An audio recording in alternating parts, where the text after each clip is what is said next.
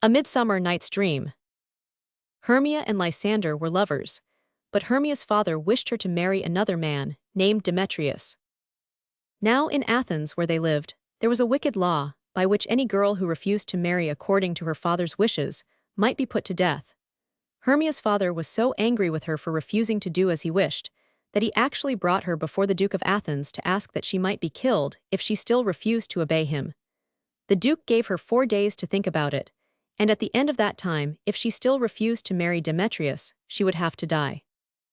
Lysander, of course, was nearly mad with grief, and the best thing to do seemed to him for Hermia to run away to his aunt's house at a place beyond the reach of that cruel law, and there he would come to her and marry her. But before she started, she told her friend Helena what she was going to do. Please keep photo with HTML. Helena had been Demetrius' sweetheart long before his marriage with Hermia had been thought of, and being very silly, like all jealous people, she could not see that it was not poor Hermia's fault that Demetrius wished to marry her instead of his own lady Helena. She knew that if she told Demetrius that Hermia was going, as she was, to the wood outside Athens, he would follow her. And I can follow him, and at least I shall see him, she said to herself. So she went to him and betrayed her friend's secret. Now this wood where Lysander was to meet Hermia, and where the other two had decided to follow them, was full of fairies, as most woods are, if one only had the eyes to see them, and in this wood on this night were the king and queen of the fairies, Oberon and Titania. Now fairies are very wise people, but now and then they can be quite as foolish as mortal folk. Oberon and Titania, who might have been as happy as the days were long, had thrown away all their joy in a foolish quarrel.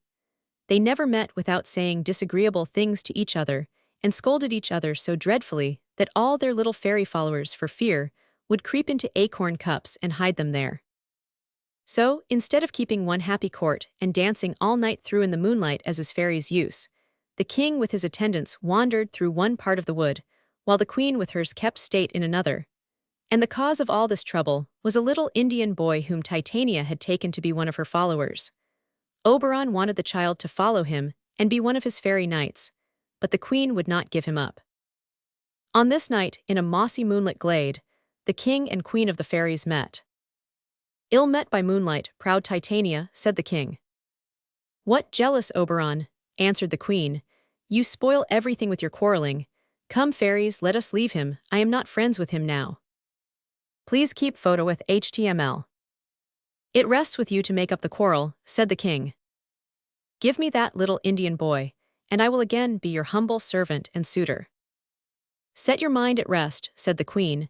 "Your whole fairy kingdom buys not that boy from me. Come, fairies." And she and her train rode off down the moonbeams. "Well, go your ways," said Oberon, "but I'll be even with you before you leave this wood." Then Oberon called his favorite fairy, Puck.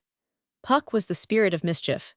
He used to slip into the dairies and take the cream away, and get into the churn so that the butter would not come, and turn the beer sour, and lead people out of their way on dark nights and then laugh at them, and tumble people's stools from under them when they were going to sit down, and upset their hot ale over their chins when they were going to drink.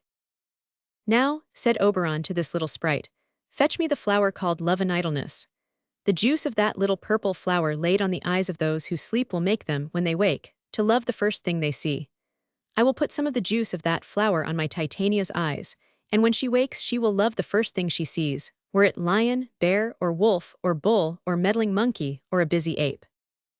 While Puck was gone, Demetrius passed through the glade followed by poor Helena, and still she told him how she loved him and reminded him of all his promises, and still he told her that he did not and could not love her, and that his promises were nothing. Oberon was sorry for poor Helena, and when Puck returned with the flower, he bade him follow Demetrius and put some of the juice on his eyes, so that he might love Helena when he woke and looked on her, as much as she loved him. So Puck set off, and wandering through the wood found, not Demetrius but Lysander, on whose eyes he put the juice. But when Lysander woke, he saw not his own Hermia, but Helena, who was walking through the wood looking for the cruel Demetrius. And directly he saw her he loved her and left his own lady, under the spell of the purple flower. Please keep photo with HTML. When Hermia woke, she found Lysander gone, and wandered about the wood trying to find him. Puck went back and told Oberon what he had done, and Oberon soon found that he had made a mistake, and set about looking for Demetrius, and having found him, put some of the juice on his eyes. And the first thing Demetrius saw when he woke was also Helena. So now Demetrius and Lysander were both following her through the wood, and it was Hermia's turn to follow her lover as Helena had done before. The end of it was that Helena and Hermia began to quarrel, and Demetrius and Lysander went off to fight. Oberon was very sorry to see his kind scheme to help these lovers turn out so badly.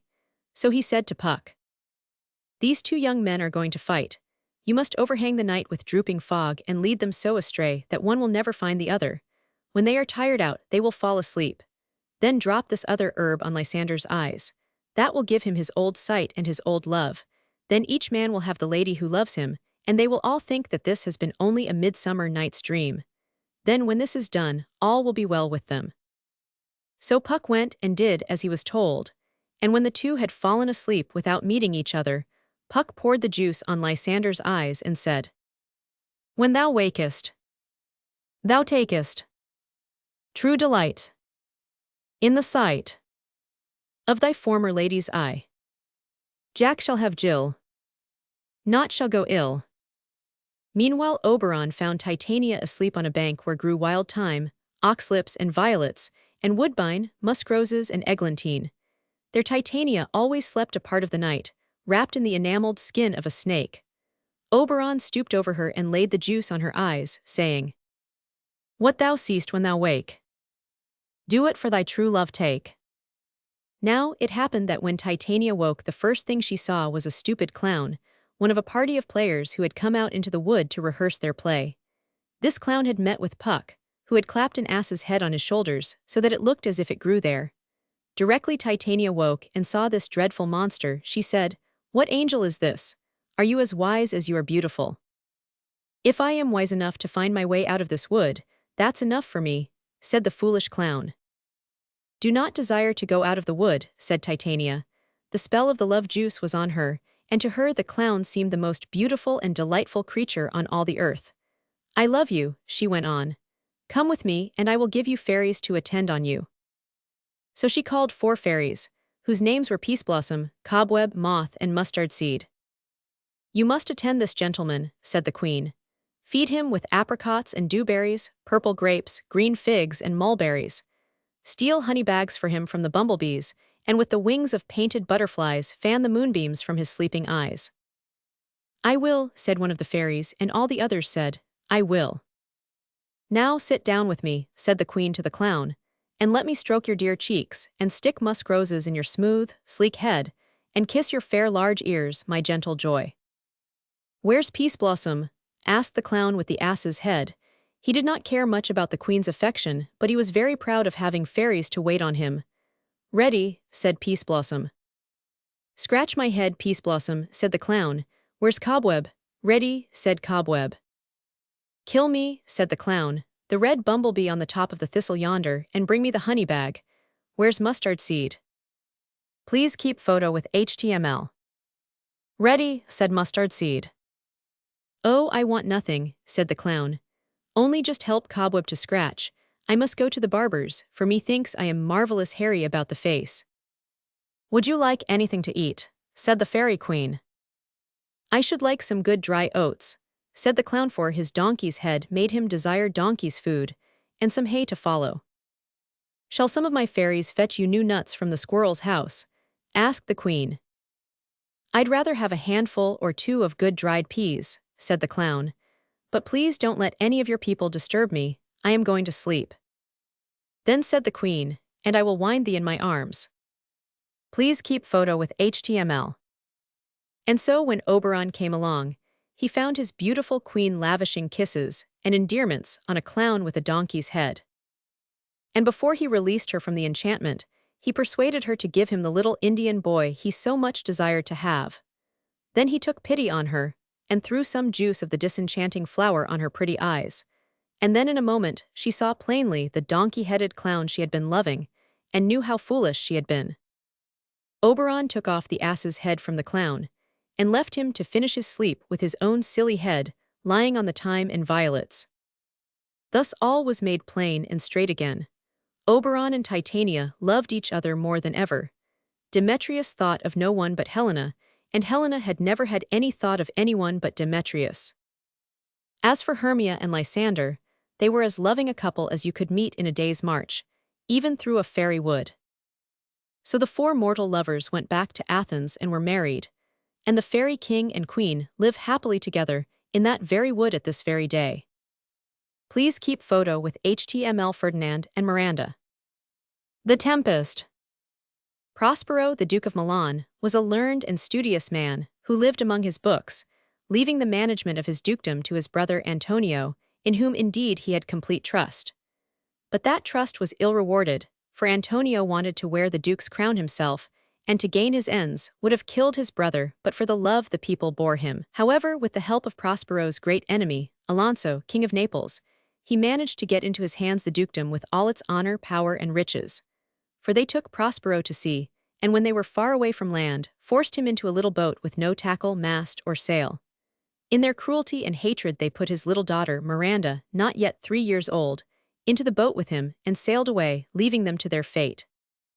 But one among the courtiers with Antonio was true to his rightful master, Prospero. To save the duke from his enemies was impossible, but much could be done to remind him of a subject's love. So this worthy lord, whose name was Gonzalo, secretly placed in the boat some fresh water, provisions, and clothes, and what Prospero valued most of all, some of his precious books. The boat was cast on an island, and Prospero and his little one landed in safety. Now this island was enchanted, and for years had lain under the spell of a fell witch, Sycorax, who had imprisoned in the trunks of trees all the good spirits she found there. She died shortly before Prospero was cast on those shores, but the spirits, of whom Ariel was the chief, still remained in their prisons. Prospero was a great magician, for he had devoted himself almost entirely to the study of magic during the years in which he allowed his brother to manage the affairs of Milan. By his art he set free the imprisoned spirits, yet kept them obedient to his will, and they were more truly his subjects than his people in Milan had been. For he treated them kindly as long as they did his bidding, and he exercised his power over them wisely and well. One creature alone he found it necessary to treat with harshness. This was Caliban, the son of the wicked old witch, a hideous, deformed monster, horrible to look on, and vicious and brutal in all his habits. When Miranda was grown up into a maiden, sweet and fair to see, it chanced that Antonio and Alonso, with Sebastian, his brother, and Ferdinand, his son, were at sea together with old Gonzalo, and their ship came near Prospero's island. Prospero, knowing they were there, raised by his art a great storm, so that even the sailors on board gave themselves up for lost. And first among them, all Prince Ferdinand leaped into the sea, and, as his father thought in his grief, was drowned. But Ariel brought him safe ashore, and all the rest of the crew, although they were washed overboard, were landed unhurt in different parts of the island, and the good ship herself, which they all thought had been wrecked, lay at anchor in the harbor whither Ariel had brought her. Such wonders could Prospero and his spirits perform. Please keep photo with HTML. While yet the tempest was raging, Prospero showed his daughter the brave ship laboring in the trough of the sea, and told her that it was filled with living human beings like themselves. She, in pity of their lives, prayed him who had raised this storm to quell it. Then her father bade her to have no fear, for he intended to save every one of them. Then, for the first time, he told her the story of his life and hers, and that he had caused this storm to rise in order that his enemies, Antonio and Alonso, who were on board, might be delivered into his hands. When he had made an end of his story, he charmed her into sleep, for Ariel was at hand, and he had work for him to do. Ariel, who longed for his complete freedom, grumbled to be kept in drudgery, but on being threateningly reminded of all the sufferings he had undergone when Sycorax ruled in the land, and of the debt of gratitude he owed to the master who had made those sufferings to end, he ceased to complain, and promised faithfully to do whatever Prospero might command. "Do so," said Prospero, "and in 2 days I will discharge thee." Then he bade Ariel take the form of a water nymph and sent him in search of the young prince. And Ariel, invisible to Ferdinand, hovered near him, singing the while, "Come unto these yellow sands, and then take hands, courtsied when you have and kissed. The wild waves whist, foot it featly here and there, and sweet sprites the burden bear." And Ferdinand followed the magic singing, as the song changed to a solemn air, and the words brought grief to his heart, and tears to his eyes, for thus they ran. Full fathom 5 thy father lies. Of his bones are coral made. Those are pearls that were his eyes. Nothing of him that doth fade, but doth suffer a sea change into something rich and strange. Sea nymphs hourly ring his knell. Hark, now I hear them ding-dong bell. And so singing, Ariel led the spellbound prince into the presence of Prospero and Miranda. Then, behold, all happened as Prospero desired. For Miranda, who had never, since she could first remember, seen any human being save her father, looked on the youthful prince with reverence in her eyes and love in her secret heart. I might call him, she said, a thing divine, for nothing natural I ever saw so noble. And Ferdinand, beholding her beauty with wonder and delight, exclaimed, most sure the goddess on whom these airs attend. Nor did he attempt to hide the passion which she inspired in him, for scarcely had they exchanged 6 sentences, before he vowed to make her his queen if she were willing. But Prospero, though secretly delighted, pretended wrath. Please keep photo with HTML. You come here as a spy, he said to Ferdinand.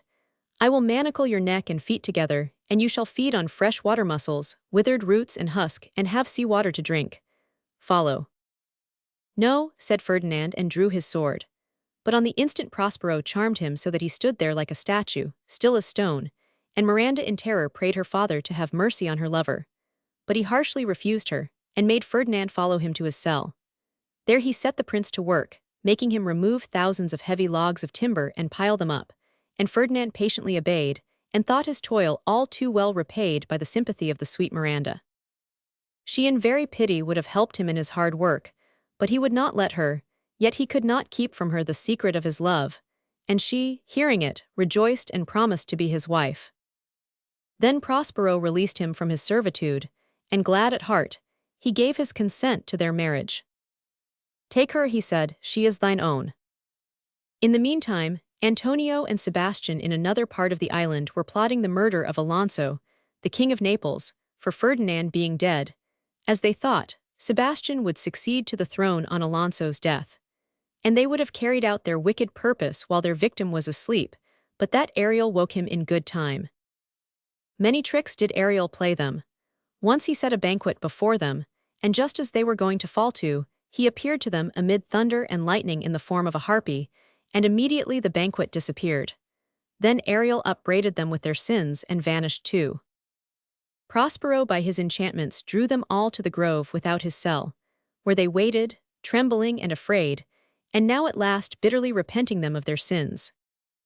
Prospero determined to make one last use of his magic power, and then, said he, I'll break my staff, and deeper than did ever plummet sound I'll drown my book. So he made heavenly music to sound in the air, and appeared to them in his proper shape as the Duke of Milan.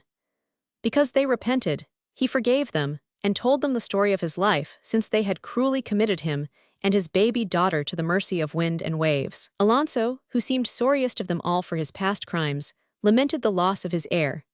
But Prospero drew back a curtain and showed them Ferdinand and Miranda playing at chess.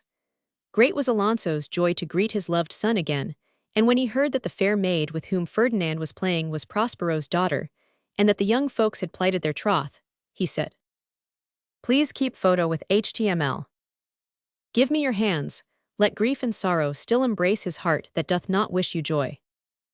So all ended happily.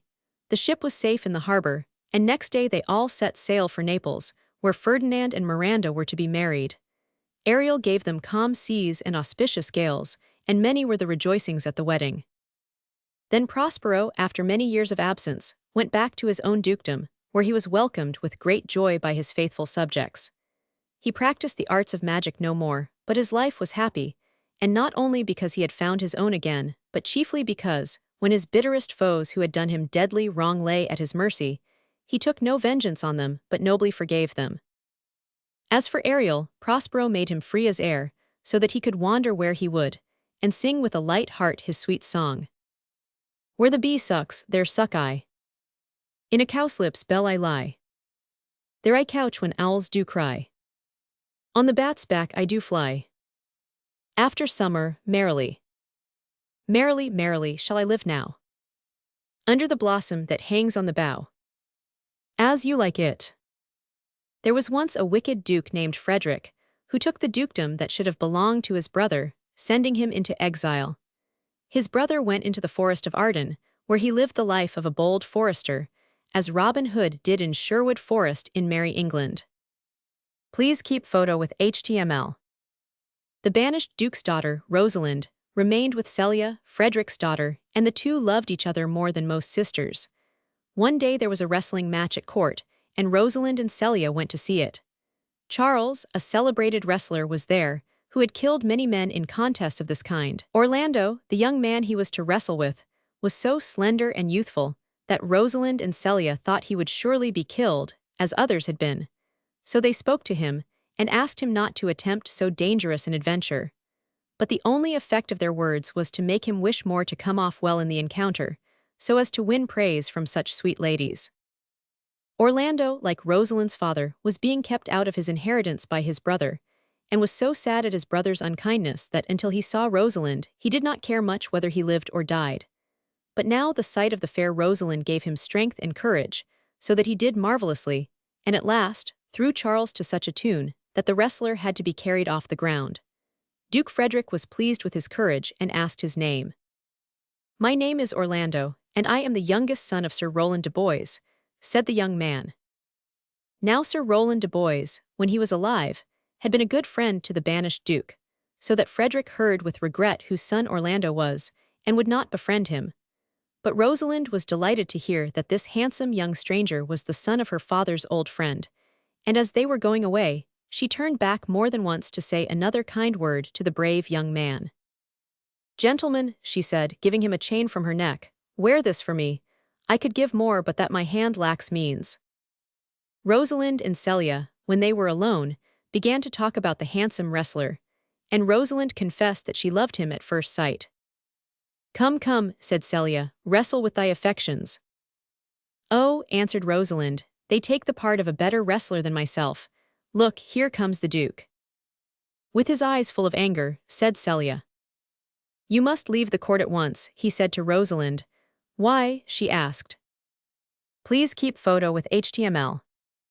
"Never mind why," answered the Duke. "You are banished. If within 10 days you are found within 20 miles of my court, you die." So Rosalind set out to seek her father, the banished Duke, in the forest of Arden.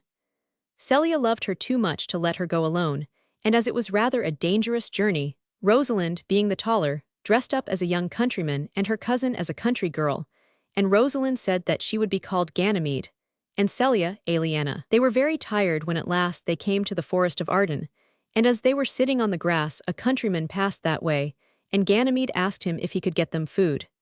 He did so, and told them that a shepherd's flocks and house were to be sold. They bought these, and settled down as shepherd and shepherdess in the forest.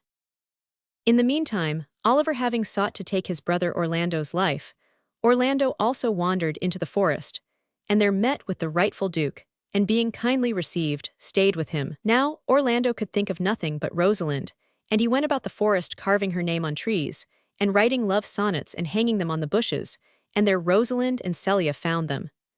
One day Orlando met them, but he did not know Rosalind in her boy's clothes, though he liked the pretty shepherd youth, because he fancied a likeness in him to her he loved. "There is a foolish lover," said Rosalind, "who haunts these woods and hangs sonnets on the trees. If I could find him, I would soon cure him of his folly."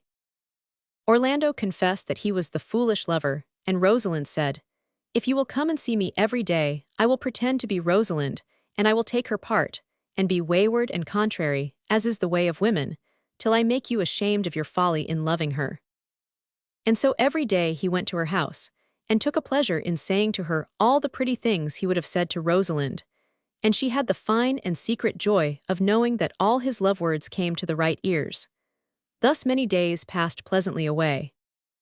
One morning, as Orlando was going to visit Ganymede, he saw a man asleep on the ground, and that there was a lioness crouching near, waiting for the man who was asleep to wake, for they say that lions will not prey on anything that is dead or sleeping. Then Orlando looked at the man, and saw that it was his wicked brother Oliver, who had tried to take his life. He fought with the lioness and killed her, and saved his brother's life. While Orlando was fighting the lioness, Oliver woke to see his brother, whom he had treated so badly, saving him from a wild beast at the risk of his own life. This made him repent of his wickedness, and he begged Orlando's pardon, and from thenceforth they were dear brothers.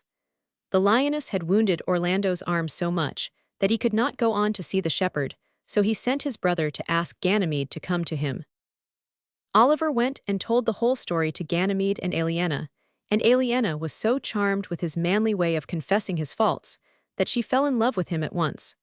But when Ganymede heard of the danger Orlando had been in, she fainted, and when she came to herself, said truly enough, "I should have been a woman by right."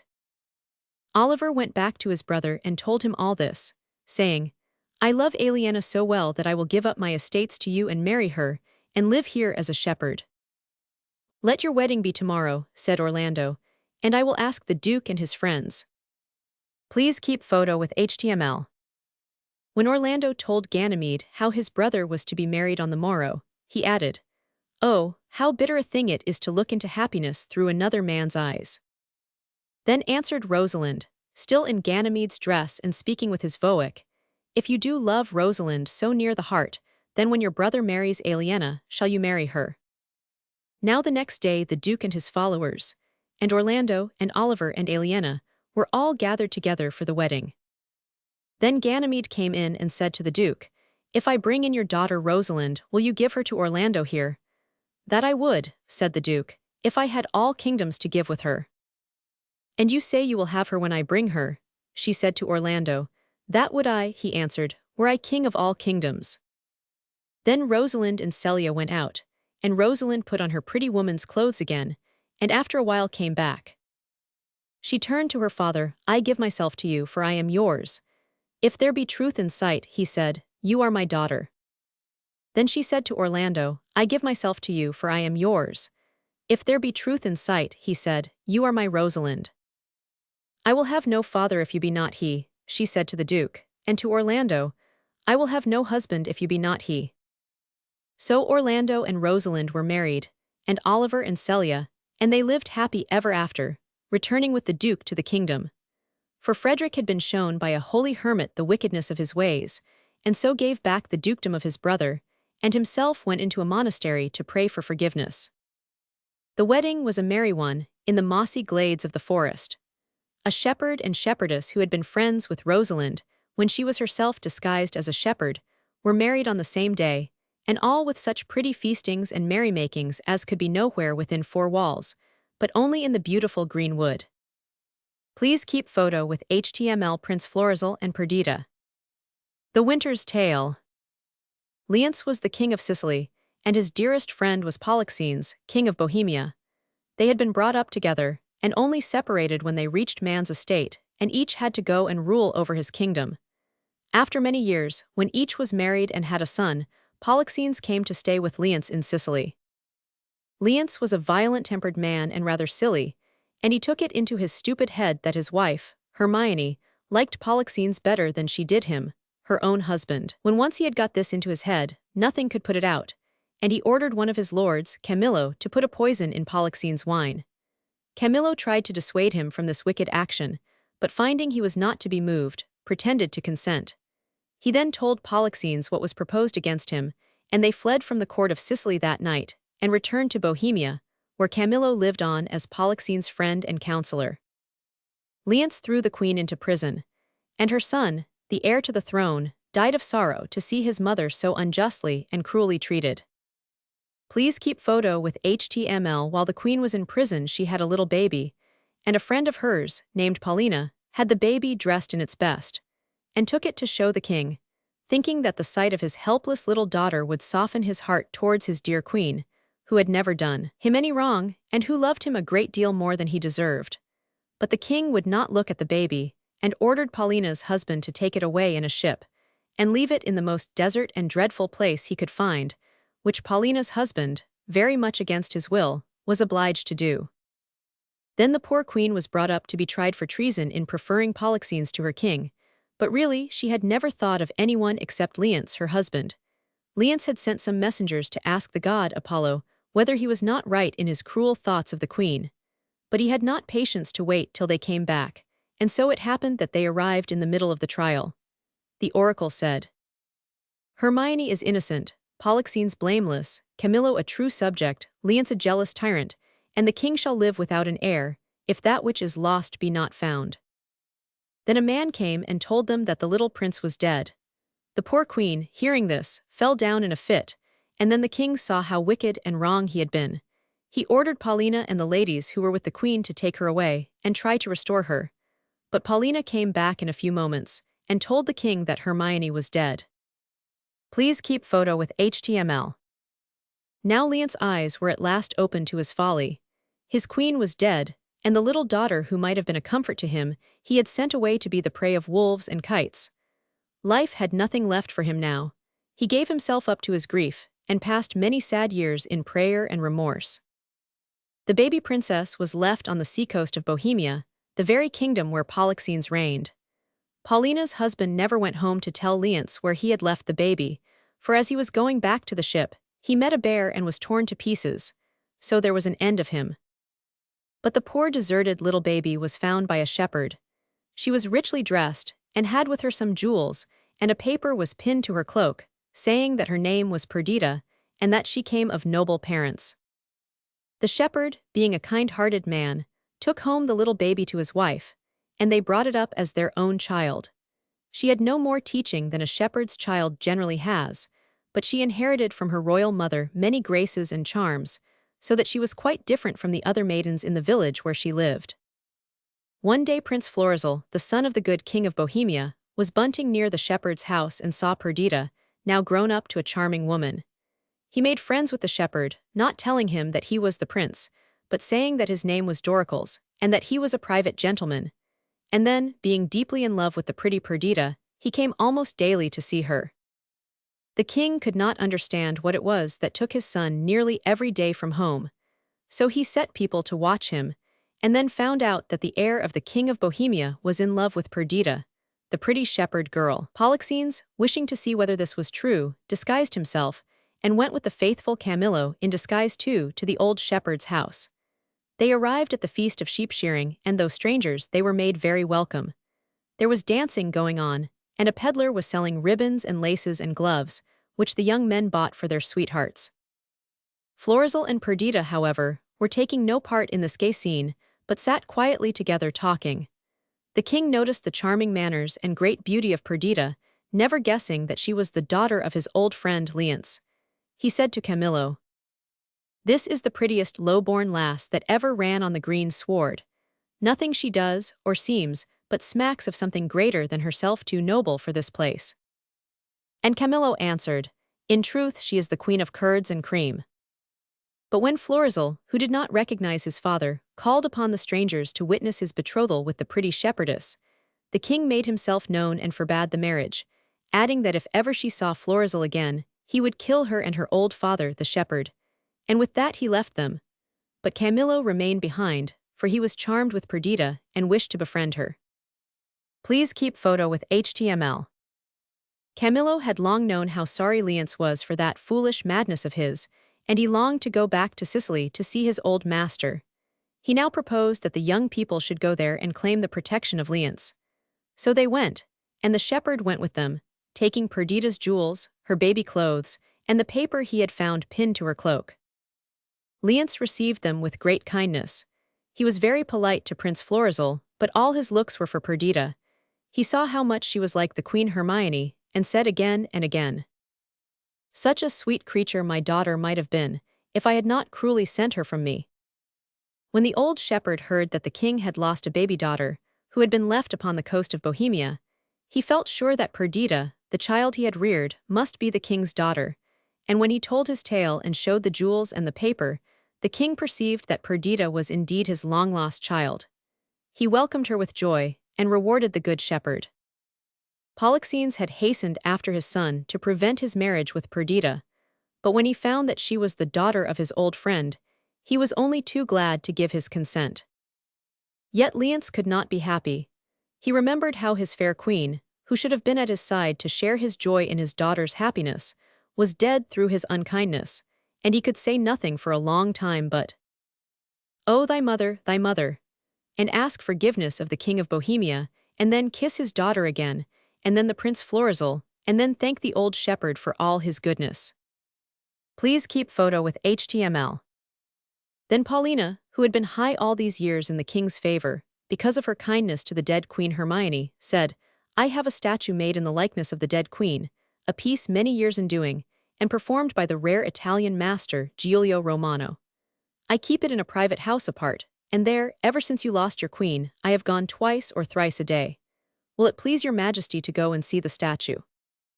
So Leonce and Polixenes, and Florizel and Perdita, with Camillo and their attendants, went to Paulina's house where there was a heavy purple curtain screening off an alcove. And Paulina, with her hand on the curtain, said, She was peerless when she was alive, and I do believe that her dead likeness excels whatever yet you have looked upon, or that the hand of man hath done. Therefore I keep it lonely apart. But here it is behold, and say, 'Tis well. And with that she drew back the curtain and showed them the statue. The king gazed and gazed on the beautiful statue of his dead wife, but said nothing. I like your silence, said Paulina, it the more shows off your wonder, but speak, is it not like her? It is almost herself, said the king. And yet, Paulina, Hermione was not so much wrinkled, nothing so old as this seems.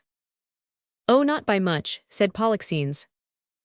Al, said Paulina, that is the cleverness of the carver, who shows her to us as she would have been had she lived till now. And still Leonce looked at the statue, and could not take his eyes away. If I had known, said Paulina, that this poor image would so have stirred your grief and love, I would not have shown it to you. But he only answered, Do not draw the curtain. No, you must not look any longer, said Paulina, or you will think it moves. Let be, said the king, would you not think it breathed? I will draw the curtain, said Paulina, you will think it lives presently.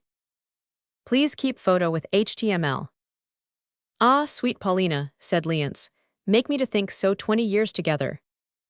If you can bear it, said Paulina, I can make the statue move, make it come down and take you by the hand, only you would think it was by wicked magic. Whatever you can make her do, I am content to look on, said the king. And then, all folks there admiring and beholding, the statue moved from its pedestal and came down the steps and put its arms round the king's neck, and he held her face and kissed her many times, for this was no statue, but the real living Queen Hermione herself. She had lived hidden by Paulina's kindness all these years, and would not discover herself to her husband, though she knew he had repented, because she could not quite forgive him till she knew what had become of her little baby.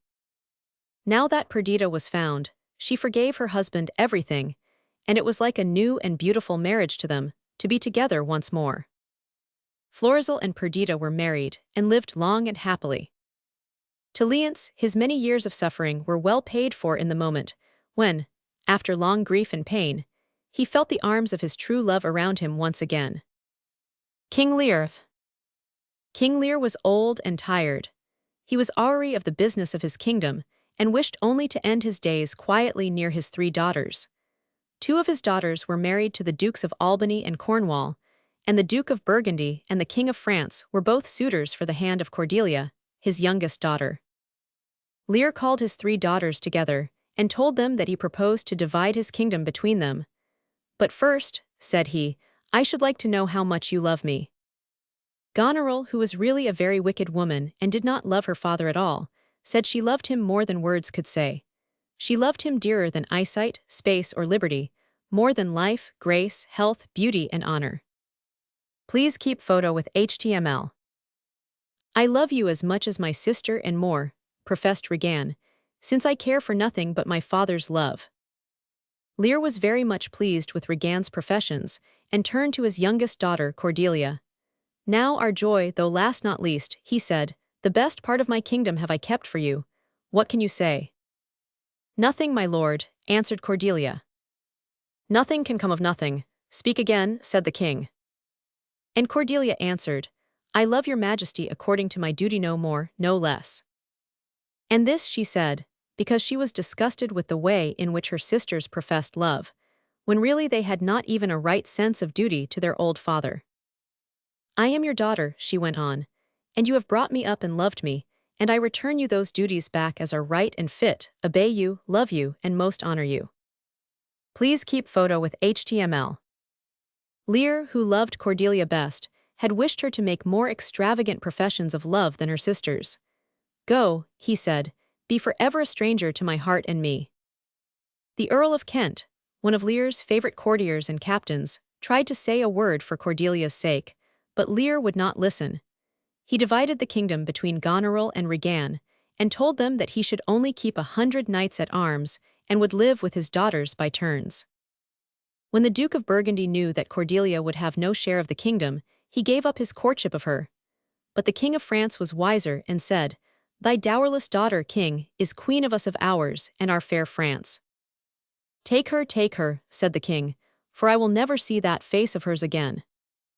So Cordelia became Queen of France, and the Earl of Kent, for having ventured to take her part, was banished from the kingdom. The king now went to stay with his daughter Goneril, who had got everything from her father that he had to give, and now began to grudge even the 100 knights that he had reserved for himself. She was harsh and undutiful to him, and her servants either refused to obey his orders or pretended that they did not hear them. Now the Earl of Kent, when he was banished, made as though he would go into another country, but instead he came back in the disguise of a servingman and took service with the king. The king had now two friends, the Earl of Kent, whom he only knew as his servant, and his fool, who was faithful to him. Goneril told her father plainly that his knights only served to fill her court with riot and feasting, and so she begged him only to keep a few old men about him such as himself. "My train are men who know all parts of duty," said Lear. "Goneril, I will not trouble you further yet, I have left another daughter." And his horses being saddled, he set out with his followers for the castle of Regan. But she, who had formerly outdone her sister in professions of attachment to the king, now seemed to outdo her in undutiful conduct, saying that 50 knights were too many to wait on him, and Goneril, who had hurried thither to prevent Regan showing any kindness to the old king, said 5 were too many, since her servants could wait on him. Then when Lear saw that what they really wanted was to drive him away, he left them.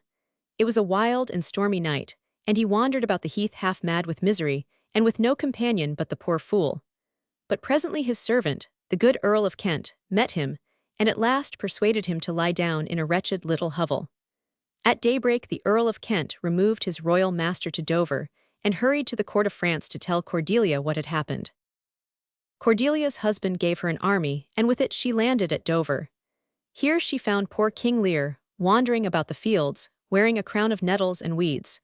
They brought him back and fed and clothed him, and Cordelia came to him and kissed him. "You must bear with me," said Lear. "Forget and forgive, I am old and foolish." Please keep photo with HTML. And now he knew at last which of his children it was that had loved him best, and who was worthy of his love. Goneril and Regan joined their armies to fight Cordelia's army and were successful, and Cordelia and her father were thrown into prison. Then Goneril's husband, the Duke of Albany, who was a good man and had not known how wicked his wife was, heard the truth of the whole story.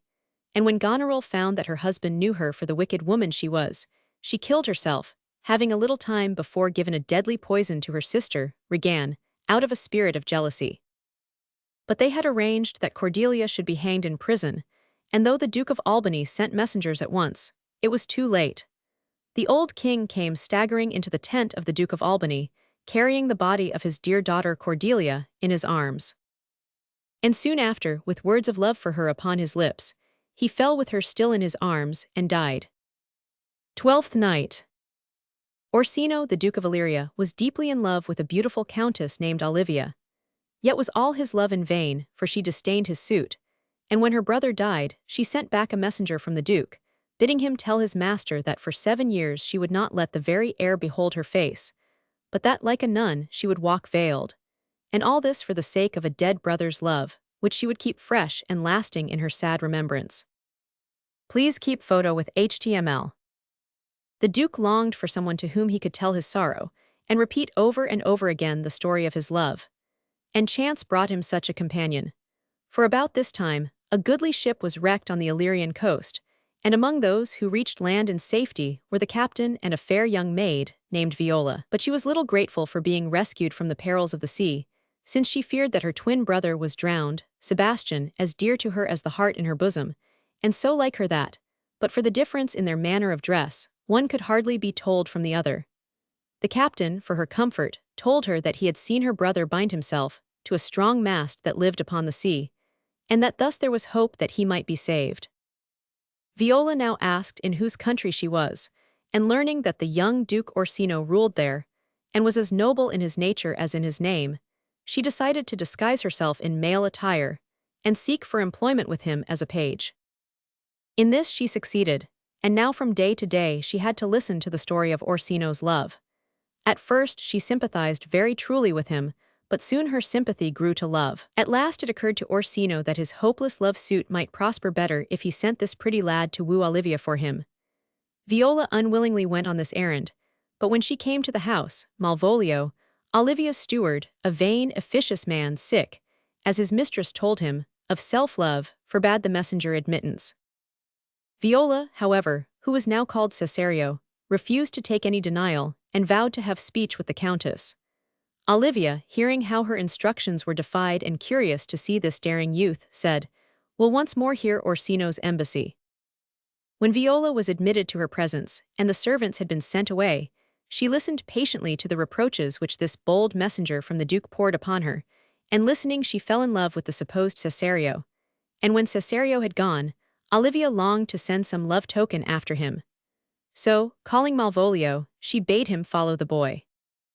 "Please keep photo with HTML. He left this ring behind him," she said, taking one from her finger. "Tell him I will none of it." Malvolio did as he was bid, and then Viola, who of course knew perfectly well that she had left no ring behind her, saw with a woman's quickness that Olivia loved her. Then she went back to the Duke, very sad at heart for her lover, and for Olivia and for herself. It was but cold comfort she could give Orsino, who now sought to ease the pangs of despised love by listening to sweet music, while Cesario stood by his side. "Ah," said the Duke to his page that night, "you two have been in love." "A little," answered Viola. "What kind of woman is it?" he asked. "Of your complexion," she answered. "What years, I faith?" was his next question. "Please keep photo with HTML. To this came the pretty answer, "About your years, my lord." "Too old, by heaven," cried the Duke. "Let still the woman take an elder than herself." And Viola very meekly said, "I think it well, my lord." By and by Orsino begged Cesario once more to visit Olivia and to plead his love suit. But she, thinking to dissuade him, said, "If some lady loved you as you love Olivia." "Ah, that cannot be," said the Duke. "But I know," Viola went on, "what love woman may have for a man. My father had a daughter loved a man as it might be." She added, blushing, "Perhaps, were I a woman, I should love your lordship." "And what is her history?" he asked. "A blank, my lord," Viola answered. "She never told her love, but let concealment like a worm in the bud feed on her damask cheek.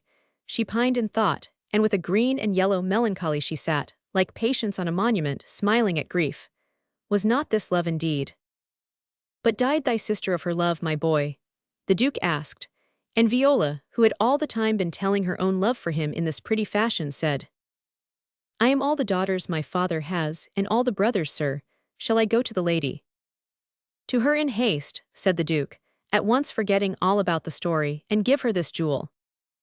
So Viola went, and this time poor Olivia was unable to hide her love, and openly confessed it with such passionate truth, that Viola left her hastily, saying, "Nevermore will I deplore my master's tears to you."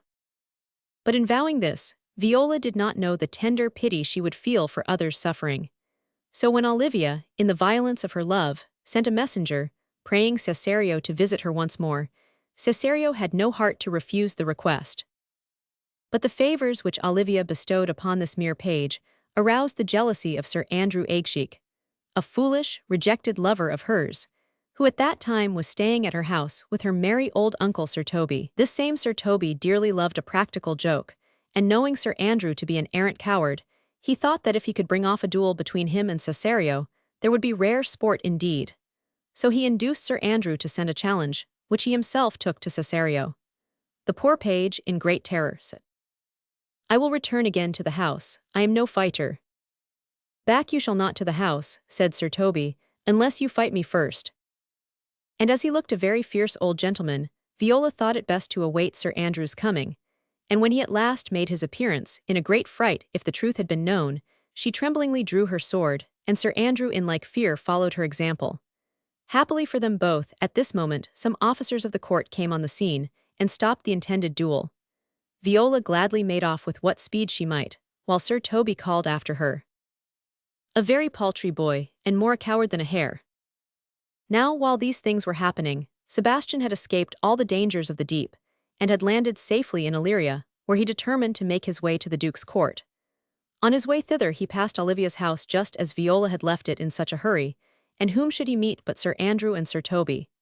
Sir Andrew, mistaking Sebastian for the cowardly Cesario, took his courage in both hands, and walking up to him struck him, saying, "There's for you." "Why there's for you, and there," said Sebastian, bidding back a great deal harder, and again, till Sir Toby came to the rescue of his friend. Sebastian, however, tore himself free from Sir Toby's clutches, and drawing his sword would have fought them both, but that Olivia herself, having heard of the quarrel, came running in, and with many reproaches sent Sir Toby and his friend away. Then turning to Sebastian, whom she too thought to be Cesario, she besought him with many a pretty speech to come into the house with her. Sebastian, half dazed and all delighted with her beauty and grace, readily consented, and that very day, so great was Olivia's baste, they were married before she had discovered that he was not Cesario, or Sebastian was quite certain whether or not he was in a dream. Meanwhile Orsino, hearing how ill Cesario sped with Olivia, visited her himself, taking Cesario with him. Olivia met them both before her door, and seeing, as she thought, her husband there, reproached him for leaving her, while to the Duke she said that his suit was as fat and wholesome to her as howling after music. "Still so cruel," said Orsino. "Still so constant," she answered. Then Orsino's anger growing to cruelty, he vowed that, to be revenged on her, he would kill Cesario whom he knew she loved. "Come, boy," he said to the page. And Viola, following him as he moved away, said, "I to do you rest, 1,000 deaths would die." A great fear took hold on Olivia, and she cried aloud, "Cesario, husband, stay." "Her husband?" asked the Duke angrily. "No, my lord, not I," said Viola. "Call forth the Holy Father," cried Olivia. And the priest who had married Sebastian and Olivia, coming in, declared Cesario to be the bridegroom. "O thou dissembling cub," the Duke exclaimed, "farewell and take her, but go where thou and I henceforth may never meet." At this moment Sir Andrew came up with bleeding crown, complaining that Cesario had broken his head, and Sir Toby's as well. "I never hurt you," said Viola very positively. "You drew your sword on me, but I bespoke you fair and hurt you not." Yet for all her protesting, no one there believed her, but all their thoughts were on a sudden changed to wonder when Sebastian came in. "I am sorry, madam," he said to his wife, "I have hurt your kinsman. Pardon me, sweet, even for the vows we made each other so late ago." "One face, one voice, one habit, and two persons," cried the Duke, looking first at Viola and then at Sebastian. "An apple cleft in two," said one who knew Sebastian, "is not more twin than these two creatures. Which is Sebastian?" "I never had a brother," said Sebastian. "I had a sister, whom the blind waves and surges have devoured. Were you a woman," he said to Viola, "I should let my tears fall upon your cheek and say, 'Thrice welcome, drowned Viola.'" Then Viola, rejoicing to see her dear brother alive, confessed that she was indeed his sister, Viola. As she spoke, Orsino felt the pity that is akin to love. "Boy," he said, "thou hast said to me 1,000 times thou never shouldst love woman like to me." "And all those sayings will I overswear," Viola replied, "and all those swearings keep true." "Give me thy hand," Orsino cried in gladness. "Thou shalt be my wife and my fancy's queen." Thus was the gentle Viola made happy, while Olivia found in Sebastian a constant lover and a good husband, and he in her a true and loving wife. Much ado about nothing. In Sicily is a town called Messina, which is the scene of a curious storm in a teacup that raged several hundred years ago. It began with sunshine. Don Pedro, Prince of Aragon in Spain, had gained so complete a victory over his foes that the very land whence they came is forgot.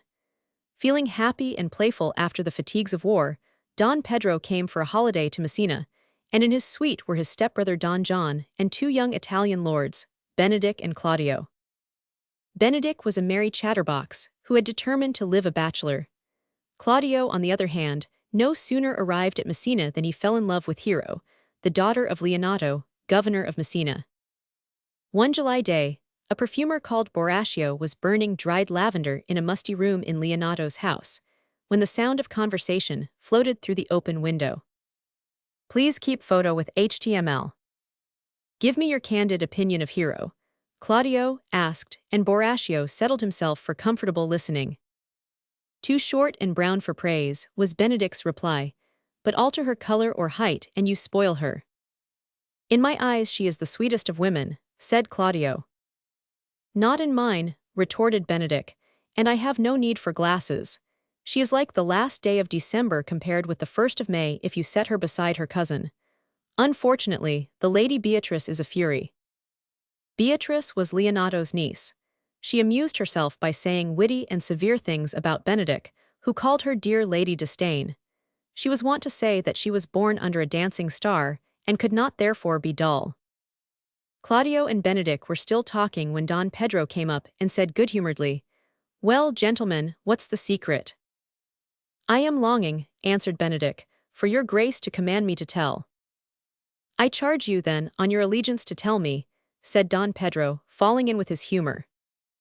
"I can be as dumb as a mute," apologized Benedick to Claudio, "but his grace commands my speech." To Don Pedro he said, "Claudio is in love with Hero, Leonato's short daughter." Don Pedro was pleased, for he admired Hero and was fond of Claudio. When Benedick had departed, he said to Claudio, "Be steadfast in your love for Hero, and I will help you to win her.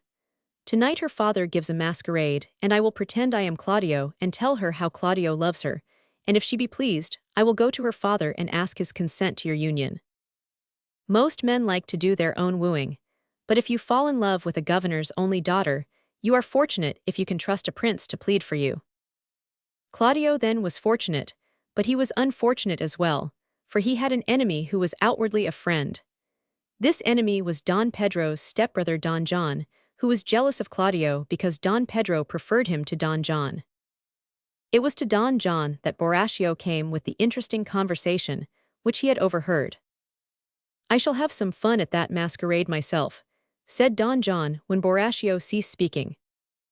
On the night of the masquerade, Don Pedro, masked and pretending he was Claudio, asked Hero if he might walk with her. They moved away together, and Don John went up to Claudio and said, "Signor Benedick, I believe." "The same," fibbed Claudio. "I should be much obliged then," said Don John, "if you would use your influence with my brother to cure him of his love for Hero. She is beneath him in rank." "How do you know he loves her?" inquired Claudio. Please keep photo with HTML. "I heard him swear his affection," was the reply, and Borachio chimed in with, "So did I too." Claudio was then left to himself, and his thought was that his prince had betrayed him. "Farewell, Hero," he muttered, "I was a fool to trust to an agent." Meanwhile Beatrice and Benedick, who was masked, were having a brisk exchange of opinions. "Did Benedick ever make you laugh?" asked she. "Who is Benedick?" he inquired. "A prince's jester," replied Beatrice, "and she spoke so sharply that I would not marry her," he declared afterwards, "if her estate were the Garden of Eden." But the principal speaker at the masquerade was neither Beatrice nor Benedick. It was Don Pedro, who carried out his plan to the letter, and brought the light back to Claudio's face in a twinkling, by appearing before him with Leonato and Hero, and saying, "Claudio, when would you like to go to church?" "Tomorrow," was the prompt answer. "Time goes on crutches till I marry Hero." "Give her a week, my dear son," said Leonato, and Claudio's heart thumped with joy. "And now," said the amiable Don Pedro, "we must find a wife for Signor Benedick. It is a task for Hercules." "I will help you," said Leonato, "if I have to sit up 10 nights." Then Hero spoke, "I will do what I can, my lord, to find a good husband for Beatrice." Thus, with happy laughter, ended the masquerade which had given Claudio a lesson for nothing. Borachio cheered up Don John by laying a plan before him with which he was confident he could persuade both Claudio and Don Pedro that Hero was a fickle girl who had 2 strings to her bow. Don John agreed to this plan of hate. Don Pedro, on the other hand, had devised a cunning plan of love. If, he said to Leonato, we pretend, when Beatrice is near enough to overhear us, that Benedick is pining for her love, she will pity him, see his good qualities and love him. And if, when Benedick thinks we don't know he is listening, we say how sad it is that the beautiful Beatrice should be in love with a heartless scoffer like Benedick, he will certainly be on his knees before her in a week or less. So one day, when Benedick was reading in a summer house, Claudio sat down outside it with Leonato and said, "Your daughter told me something about a letter she wrote." "Letter?" exclaimed Leonato. "She will get up 20 times in the night and write goodness knows what." But once Hero peeped and saw the words Benedick and Beatrice on the sheet, and then Beatrice tore it up. "Hero told me," said Claudio, "that she cried, 'Oh, sweet Benedick.'" Benedick was touched to the core by this improbable story, which he was vain enough to believe. "She is fair and good," he said to himself. "I must not seem proud, I feel that I love her. People will laugh, of course, but their paper bullets will do me no harm."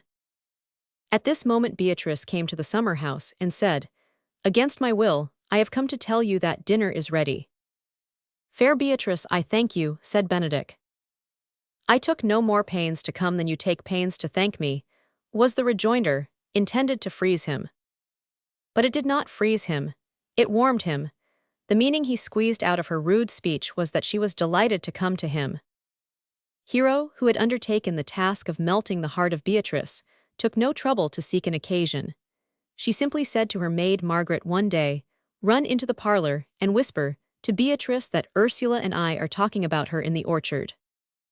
Please keep photo with HTML. Having said this, she felt as sure that Beatrice would overhear what was meant for her ears, as if she had made an appointment with her cousin.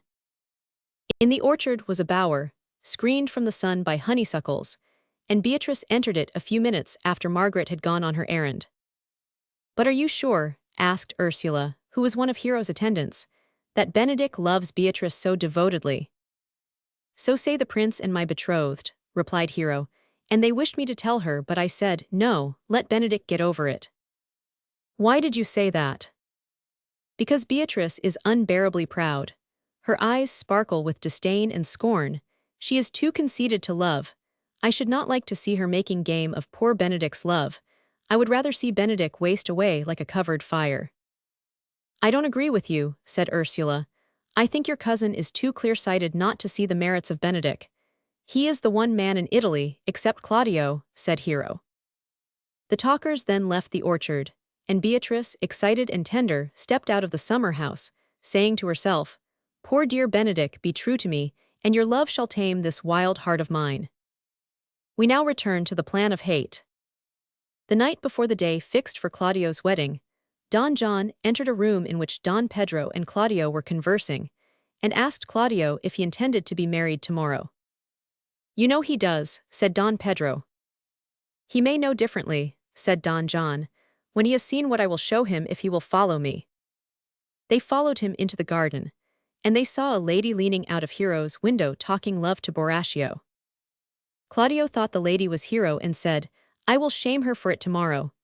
Don Pedro thought she was Hero too, but she was not Hero, she was Margaret. Don John chuckled noiselessly when Claudio and Don Pedro quitted the garden. He gave Borachio a purse containing 1,000 ducats. The money made Borachio feel very gay, and when he was walking in the street with his friend Conrade, he boasted of his wealth and the giver, and told what he had done. A watchman overheard them, and thought that a man who had been paid 1,000 ducats for villainy was worth taking in charge. He therefore arrested Borachio and Conrade, who spent the rest of the night in prison.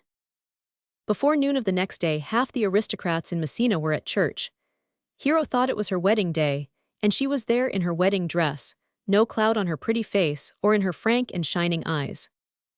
The priest was Friar Francis. Turning to Claudio, he said, "You come hither, my lord, to marry this lady." "No," contradicted Claudio. Leonato thought he was quibbling over grammar. "You should have said, friar," said he, "you come to be married to her." Friar Francis turned to Hero. "Lady," he said, "you come hither to be married to this count." "I do," replied Hero. "If either of you know any impediment to this marriage, I charge you to utter it," said the friar. "Do you know of any hero?" asked Claudio. "None," said she. "Know you of any count?" demanded the friar. "I dare reply for him, none," said Leonato. Claudio exclaimed bitterly, "Oh, what will not men dare say? Father," he continued, "will you give me your daughter?" "As freely," replied Leonato, "as God gave her to me." "And what can I give you?" asked Claudio, "which is worthy of this gift?" "Nothing," said Don Pedro, "unless you give the gift back to the giver." "Sweet prince, you teach me," said Claudio. "There, Leonato, take her back." These brutal words were followed by others which flew from Claudio, Don Pedro, and Don John. The church seemed no longer sacred. Hero took her own part as long as she could, then she swooned. All her persecutors left the church, except her father, who was befooled by the accusations against her, and cried, "Hence from her! Let her die." But Friar Francis saw Hero blameless with his clear eyes that probed the soul. "She is innocent," he said. "1,000 signs have told me so." Hero revived under his kind gaze. Her father, flurried and angry, knew not what to think, and the friar said, "They have left her as one dead with shame. Let us pretend that she is dead until the truth is declared and slander turns to remorse." "The friar advises well," said Benedict. Then Hero was led away into a retreat, and Beatrice and Benedict remained alone in the church. Benedict knew she had been weeping bitterly and long. "Surely I do believe your fair cousin is wronged," he said. She still wept.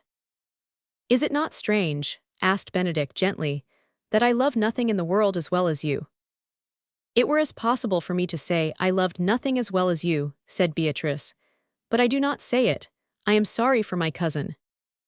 "Tell me what to do for her," said Benedict. "Kill Claudio." "Ha, not for the wide world," said Benedict. "Your refusal kills me," said Beatrice. "Farewell." "Enough, I will challenge him," cried Benedict. During this scene, Borachio and Conrade were in prison. There they were examined by a constable called Dogberry. The watchman gave evidence to the effect that Borachio had said that he had received 1,000 ducats for conspiring against Hero. Leonato was not present at this examination, but he was nevertheless now thoroughly convinced of Hero's innocence. He played the part of bereaved father very well, and when Don Pedro and Claudio called on him in a friendly way, he said to the Italian, "You have slandered my child to death, and I challenge you to combat." "I cannot fight an old man," said Claudio. "You could kill a girl," sneered Leonato, and Claudio crimsoned. Hot words grew from hot words, and both Don Pedro and Claudio were feeling scorched when Leonato left the room and Benedict entered. "The old man," said Claudio, "was like to have snapped my nose off." "You are a villain," said Benedict shortly. "Fight me when and with what weapon you please, or I call you a coward." Claudio was astounded but said, "I'll meet you. Nobody shall say I can't carve a calf's head." Benedict smiled, and as it was time for Don Pedro to receive officials, the prince sat down in a chair of state and prepared his mind for justice. The door soon opened to admit Dogberry and his prisoners. "What offense," said Don Pedro, "are these men charged with?" "Please keep photo with HTML." Borachio thought the moment a happy one for making a clean breast of it. He laid the whole blame on Don John, who had disappeared. "The lady Hero being dead," he said, "I desire nothing but the reward of a murderer." Claudio heard with anguish and deep repentance. Upon the re-entrance of Leonato be said to him, "This slave makes clear your daughter's innocence. Choose your revenge." "Leonato," said Don Pedro humbly, "I am ready for any penance you may impose." "I ask you both then," said Leonato, "to proclaim my daughter's innocence, and to honor her tomb by singing her praise before it. As for you, Claudio, I have this to say. My brother has a daughter so like Hero that she might be a copy of her. Marry her, and my vengeful feelings die." "Noble sir," said Claudio, "I am yours." Claudio then went to his room and composed a solemn song. Going to the church with Don Pedro and his attendants, he sang it before the monument of Leonato's family. When he had ended he said, "Good night, Hero. Yearly will I do this." He then gravely, as became a gentleman whose heart was Hero's, made ready to marry a girl whom he did not love. He was told to meet her in Leonato's house, and was faithful to his appointment. He was shown into a room where Antonio, Leonato's brother, and several masked ladies entered after him. Friar Francis, Leonato, and Benedict were present. Antonio led one of the ladies towards Claudio. "Sweet," said the young man, "let me see your face." "Swear first to marry her," said Leonato. "Give me your hand," said Claudio to the lady. "Before this holy friar I swear to marry you if you will be my wife." "Alive I was your wife," said the lady as she drew off her mask. "Another hero," exclaimed Claudio. "Hero died," explained Leonato, "only while slander lived." The friar was then going to marry the reconciled pair, but Benedict interrupted him with, "Softly, friar, which of these ladies is Beatrice?" Hereat Beatrice unmasked, and Benedict said, "You love me, don't you?" "Only moderately," was the reply. "Do you love me?" "Moderately," answered Benedict. "I was told you were well nigh dead for me," remarked Beatrice. "Of you I was told the same," said Benedict. "Here's your own hand in evidence of your love," said Claudio, producing a feeble sonnet which Benedict had written to his sweetheart. "And here," said Hero, "is a tribute to Benedict, which I picked out of the pocket of Beatrice." "A miracle," exclaimed Benedict. "Our hands are against our hearts. Come, I will marry you, Beatrice." "You shall be my husband to save your life," was the rejoinder. Benedict kissed her on the mouth, and the friar married them after he had married Claudio and Hero. "How is Benedict the married man?" asked Don Pedro.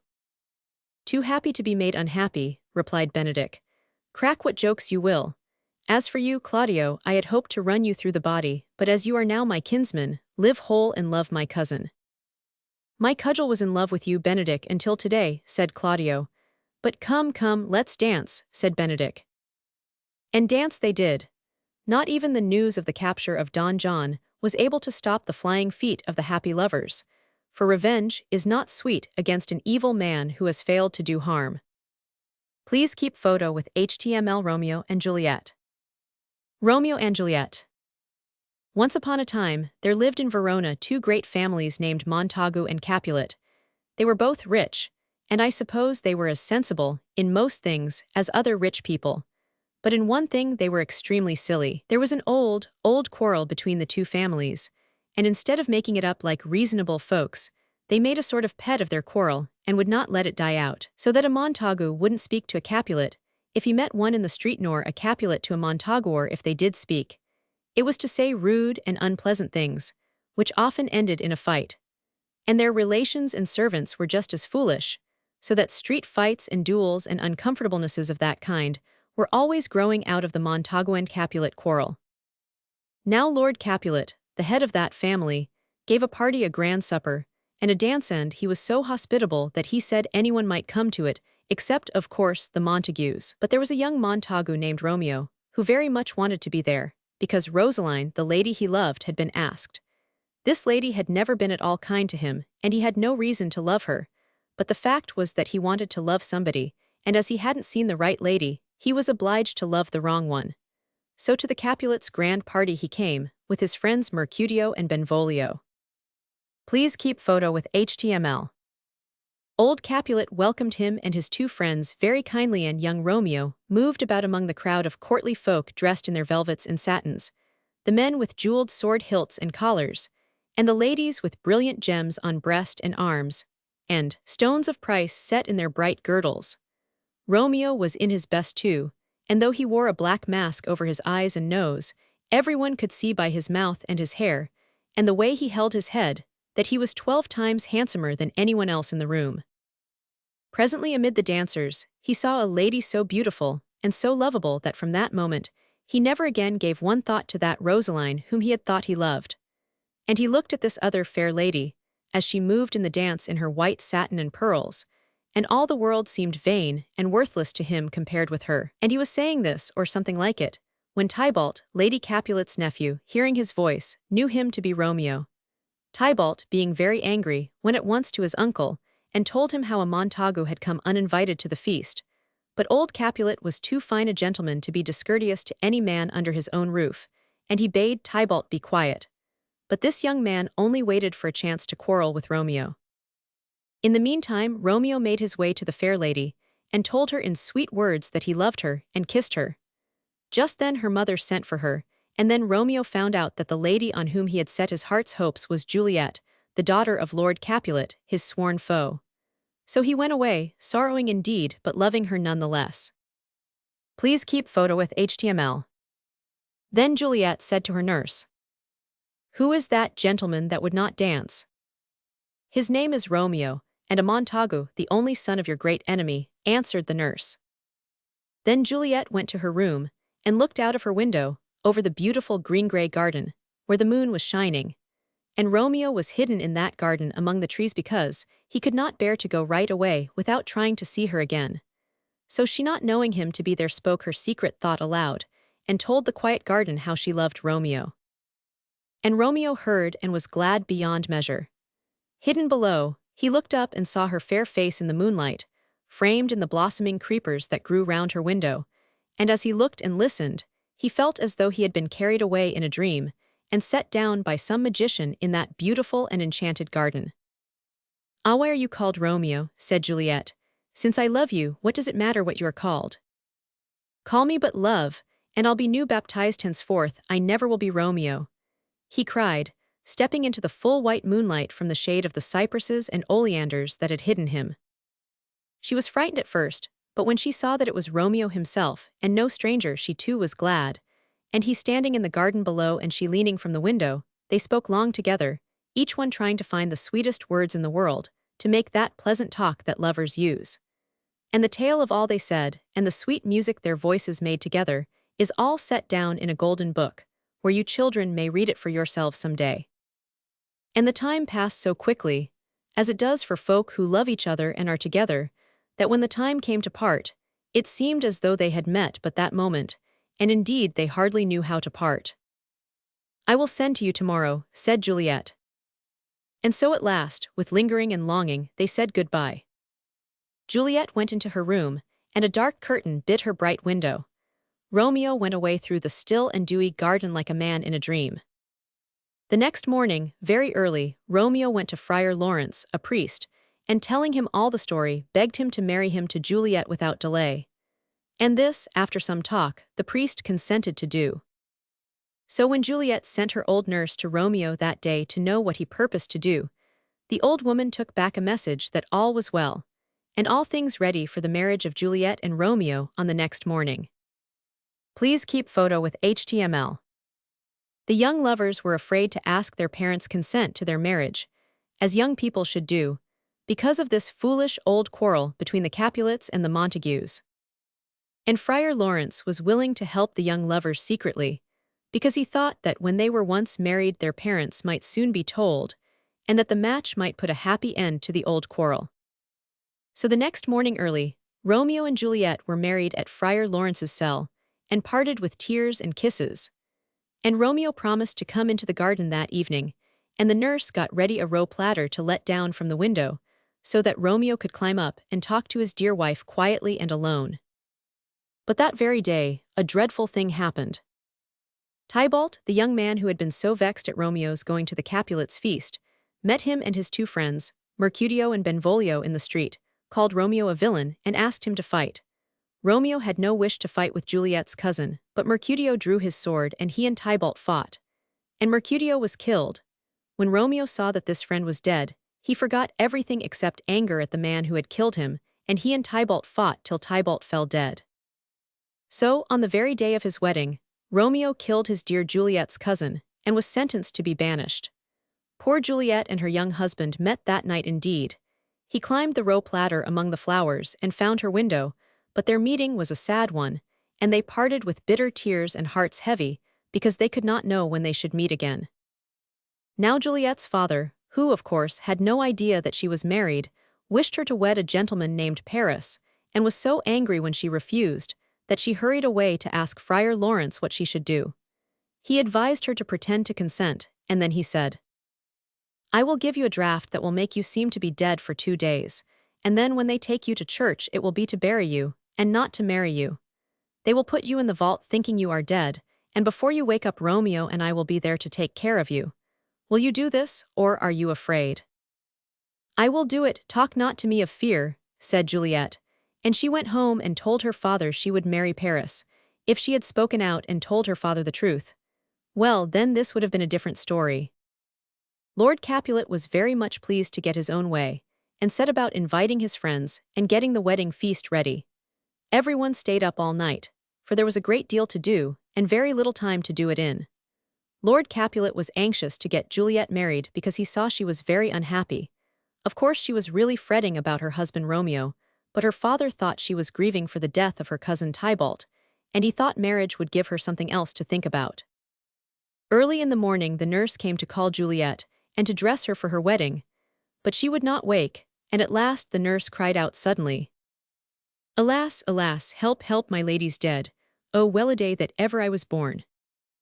Lady Capulet came running in, and then Lord Capulet and Lord Paris, the bridegroom.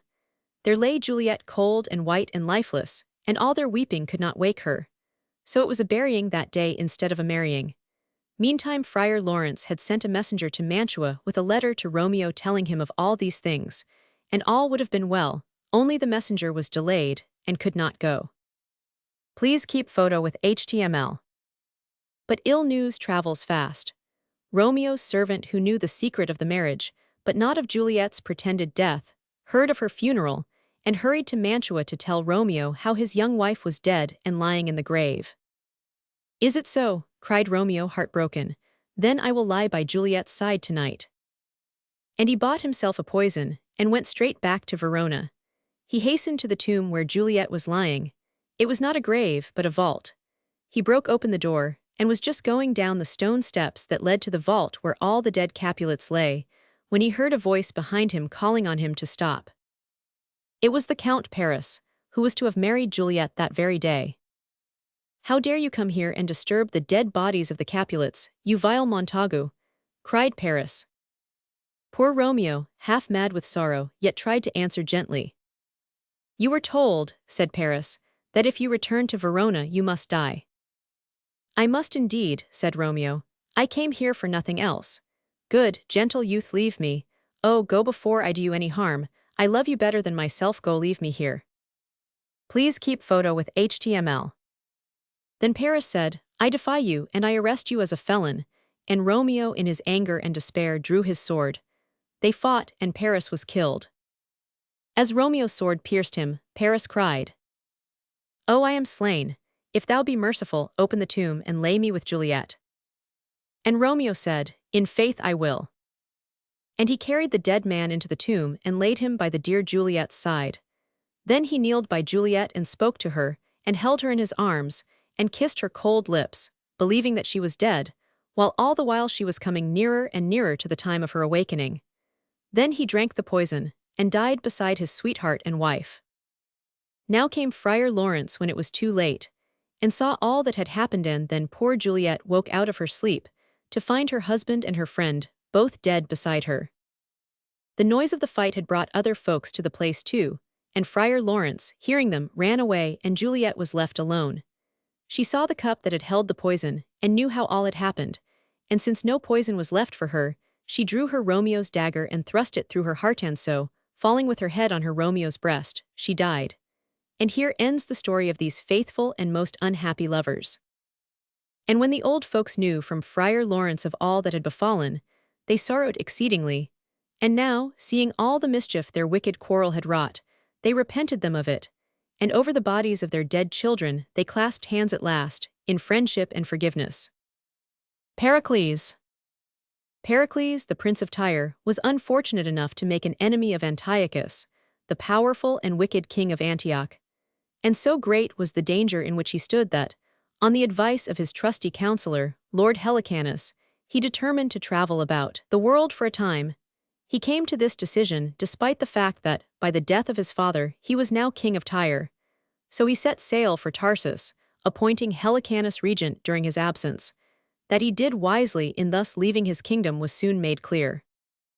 Hardly had he sailed on his voyage, when Lord Thaliard arrived from Antioch, with instructions from his royal master to kill Pericles. The faithful Helicanus soon discovered the deadly purpose of this wicked lord, and at once sent messengers to Tarsus to warn the king of the danger which threatened him. The people of Tarsus were in such poverty and distress that Pericles, feeling that he could find no safe refuge there, put to sea again. But a dreadful storm overtook the ship in which he was, and the good vessel was wrecked, While of all on board, only Pericles was saved. Bruised and wet and faint, he was flung upon the cruel rocks on the coast of Pentapolis, the country of the good King Simonides. Worn out as he was, he looked for nothing but death, and that speedily. But some fishermen, coming down to the beach, found him there, and gave him clothes and bade him be of good cheer. "Thou shalt come home with me," said one of them, "and we will have flesh for holidays, fish for fasting days, and moror, puddings and flapjacks, and thou shalt be welcome." They told him that on the morrow many princes and knights were going to the king's court, there to joust and tourney for the love of his daughter, the beautiful Princess Thaisa. "Did but my fortunes equal my desires," said Pericles, "I'd wish to make one there." As he spoke, some of the fishermen came by, drawing their net, and it dragged heavily, resisting all their efforts, but at last they hauled it in, to find that it contained a suit of rusty armor. And looking at it, he blessed fortune for her kindness, for he saw that it was his own, which had been given to him by his dead father. He begged the fishermen to let him have it that he might go to court and take part in the tournament, promising that if ever his ill fortunes bettered, he would reward them well. The fishermen readily consented, and being thus fully equipped, Pericles set off in his rusty armor to the king's court. In the tournament none bore himself so well as Pericles, and he won the wreath of victory, which the fair princess herself placed on his brows.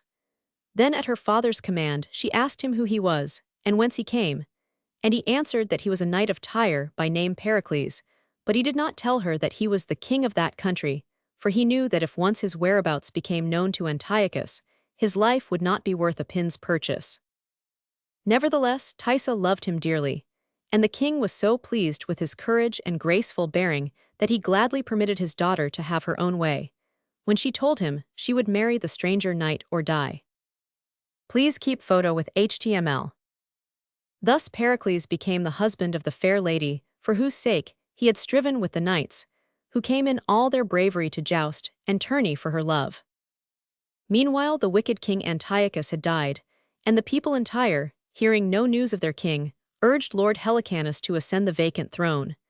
But they could only get him to promise that he would become their king, if at the end of a year Pericles did not come back. Moreover, he sent forth messengers far and wide in search of the missing Pericles.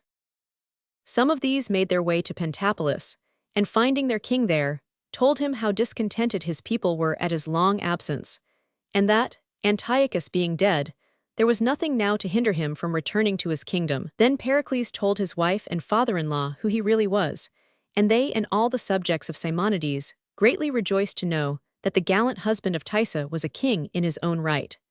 So Pericles set sail with his dear wife for his native land. But once more the sea was cruel to him, for again a dreadful storm broke out, and while it was at its height, a servant came to tell him that a little daughter was born to him. This news would have made his heart glad indeed, but that the servant went on to add that his wife, his dear Thaisa, was dead.